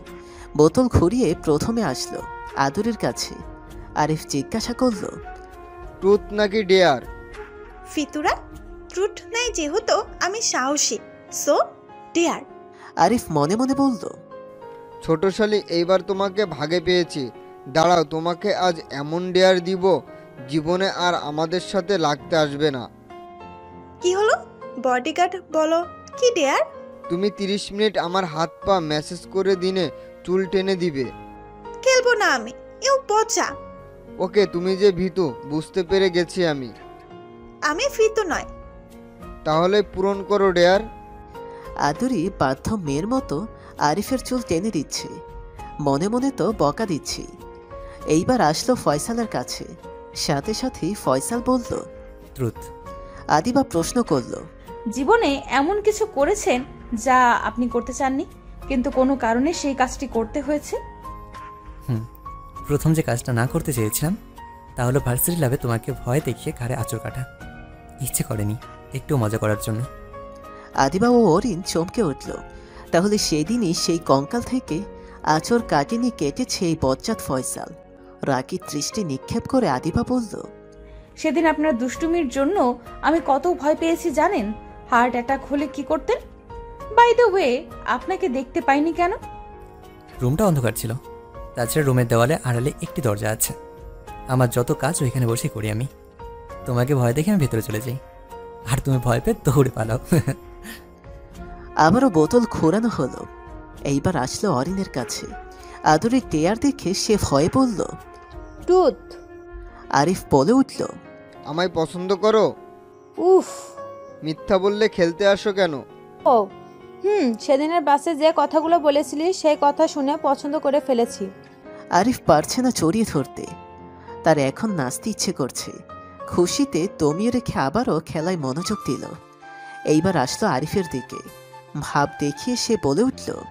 ডেয়ার। আদুরি লাফ দিয়ে আরিফের কোলে বসে চেঁচিয়ে বলে উঠল, এখন তুমি আমার হাত পা মেসেজ করবে, শুধু আজকে নয়, যতদিন এখানে থাকবে ততদিন। চকলেট দিবে অনেকগুলো। আদুরির কথা শুনে সবাই হাসল, কিন্তু বেচারা আরিফের মুখ কষ্টে দুঃখে ভরপুর ছিল। আজ রাতে সুজন ফোন দেয়নি, আদিবাও দিল না। জানালার ধারে দাঁড়িয়ে পাহাড় দেখছে সে। পেছন থেকে অরিন জড়িয়ে ধরে বলল, ফয়সাল ভাই কিন্তু অনেক ভালো, আমি জানি তোর ভীষণ ভালো লাগে। আগে তো দেখেছি ভাইয়ের সমস্ত ভিডিওতে তুই লাভ রিয়েক্ট দিতি। তোর জীবনের প্রথম ক্র্যাশ ছিল, তাহলে বিয়ের প্রপোজাল পেলেও বারণ করলি কেন? আমি বিয়ের পর ভালোবাসতে চাই, বিয়ের আগে প্রেম হারাম, তুই জানিস। ভাইয়া তো বিয়েই করতেই চাইছিল, তুই তো রাজি হলি না। আব্বু ওকে পছন্দ করে না, তুই জানিস। আব্বু যাকে পছন্দ করে না তাকে আমিও পছন্দ করি না। কিন্তু তুই তো এখন ভাইয়াকে পছন্দ করিস। যদি পছন্দ না করতি তাহলে তুই প্ল্যান অনুযায়ী কাজ করলি না কেন? আদিবা মাথা নিচু করে রাখল। যতবার সে ফাঁসাতে চায় ফয়সালকে ততবারই ব্যর্থ হয় সে। অরিনের প্রশ্নের জবাব তার নেই। কথা ঘোরানোর জন্য মুচকি হেসে বলল, ঘুম পাচ্ছে, সকালে কথা হবে। সকালে আদিবা বাহিরে গিয়ে বেঞ্চে বসে অরিনের কথা, রাতের কথাগুলো ভাবছে। এক বাটি আইসক্রিম নিয়ে আদিবার সামনে দাঁড়ালো ফয়সাল। আইসক্রিম দেখে হাতে নিল বাটিটা। চামচ দিয়ে আইসক্রিম তুলতে নিতেই আইসক্রিম সহ পানি মুখে এসে পড়ল আদিবার। ফয়সাল হাসতে হাসতে টিস্যু দিয়ে দুষ্টু হেসে বলল, বেলুনে পানি ভরে বাটির মধ্যে রেখে তার উপরে কিছুটা আইসক্রিম সাজিয়ে এনেছিলাম। কি লোভী, দেখে খেতে শুরু করেছে। মুখ পরিষ্কার করতে করতে বলল আদিবা, অসভ্য শয়তানের যমজ ভাই একটা। শুনলাম তুমি নাকি আমায় ভালোবাসো। কে বলেছে? আদুরি, অরিন। মিথ্যা, বিয়ের পর শুধু স্বামীকে ভালোবাসবো আমি। তাহলে চলো বিয়ে করে ফেলি। আমার আব্বু আপনাকে পছন্দ করে না, সো বিয়ে করার প্রশ্নই আসে না। শ্বশুরমশাই তো আমাকে হেভি পছন্দ করে। ওয়েট। ফয়সাল ফোন বের করে ফোন দিল। দুইবার রিং হতেই ওপাশ থেকে আদিবার বাবার কণ্ঠস্বর হেসে আসলো, কি গো জামাই বাবা, মেয়ে আমার রাজি হয়েছে। শ্বশুরমশাই, আপনার মেয়ে বিয়েতে রাজি। আমরা খুব তাড়াতাড়ি ফিরে আসছি। আলহামদুলিল্লাহ। কবে আসবে জামাই বাবা? আপনার মুখে রাজাকারের বাচ্চা ডাক্তার শুনতে ভীষণ ভালো লাগে শ্বশুরমশাই। অবাক হয়ে বললেন আদিবার বাবা, তুমি জানলে কি করে? নিশ্চয়ই আদরি বলেছে। জি, এখন তাই আমাকে রাজাকারের বাচ্চা বলেই ডাকতেন। ওই পাশ থেকে উনিও অট্ট হাসিতে ফেটে উঠলেন। আচ্ছা, রাজাকারের বাচ্চা। আদিবা যেন আকাশ থেকে পড়ল। ব্রুকুচকে জিজ্ঞাসা করল, আব্বু আপনাকে জামাই বাবা রাখেন? কাহিনী কি বুঝলাম না। কিছুদিন আগে তোমার বাবার নামে অনেক টাকা ব্যয় করে মামলা করা হয়। সেই মামলা থেকে আমরা বাবা আর আমি তোমার আব্বুকে মামলা থেকে বাঁচাই। সেদিন আমার আব্বুর একটা দাবি, তোমাকে আমার কাছে বিয়ে দিতে রাজি হয় উনি। তোমার আব্বু বলেছিলেন তুমি রাজি থাকলে এই বিয়ে হবে। তাই তো যেদিন তুমি সাজে কাছের কথা বলেছিলে তোমার আব্বুই তো জানিয়েছিল। আদুরিকে দিয়েছেন যেন তোমার মনের গতি উনি বুঝতে পারেন। ওই কারণেই আদুরি লুকিয়ে কথা বলে। ও তোমার আব্বুকে বলেছে তোমাকে পছন্দ করো। আদিবার এখন প্রচুর রাগ লাগছে। শেষমেশ ওর বাবা আর বোন ওর বিরুদ্ধে। তবে মনে মনে খুশি সে। প্রথম ক্রাশ নামক মানুষটিকে সে স্বামী হিসেবে পাবে বলে। ফয়সাল আদিবার হাতটা তার হাতের মুঠোয় নিয়ে বিয়ের প্ল্যান করতে ব্যস্ত। আদিবা তো লজ্জায় মাথা নিচু করে রেখেছে। আদুরি এই দৃশ্য ফোনে বন্দী করে বাবার কাছে পাঠিয়ে দিয়ে অরিনের কাছে চলে গেল। একটা কোকের বোতলে 2টা পাইপ লাগিয়ে খাচ্ছে অরিন ও আরিফ। দেখেই বোঝা যাচ্ছে তারা বেশ রোমান্টিক মুহূর্তে আছে। মনে মনে কষ্ট নিয়ে রুমে এসে 2 গালে হাত দিয়ে বলল আদুরি, ইস, তুহিনের বাচ্চা আজ তোকে ভীষণ মিস করতেছে। তুই আসলে তো আমারও এখন কানামাসি কিংবা গোল্লাসুট খেলতে পারতাম। আপুর গোয়েন্দা হয়ে এসে বড্ড ফুল করেছি। অটুট থাকুক তাদের সম্পর্ক। সুজন যেন তার মিলিকে নিয়ে অভাবের মাঝেও ভালোবেসে সুখে থাকতে পারে। অরিন ও অরিনের খুনসুটি ভালোবাসা যেন কখনো না কমে। বিয়ের পর বৈধ সম্পর্কে ফয়সালকে স্বামী হিসেবে পেয়ে আদিবা যেন ভালো থাকে। তাদের দুমুঠো প্রেম যেন অটুট থাকে সব সময়। কোথাও যাইনি জানি, এখানেই আছি, যেখানে ভালোবাসা এত কাছাকাছি, যেখানে ফিস ফিস মায়া, কত কথা, যেখানেই তুমিময়, কি ভীষণ আকুলতা। এই তো আমাদের দুমুঠো প্রেমের কথা।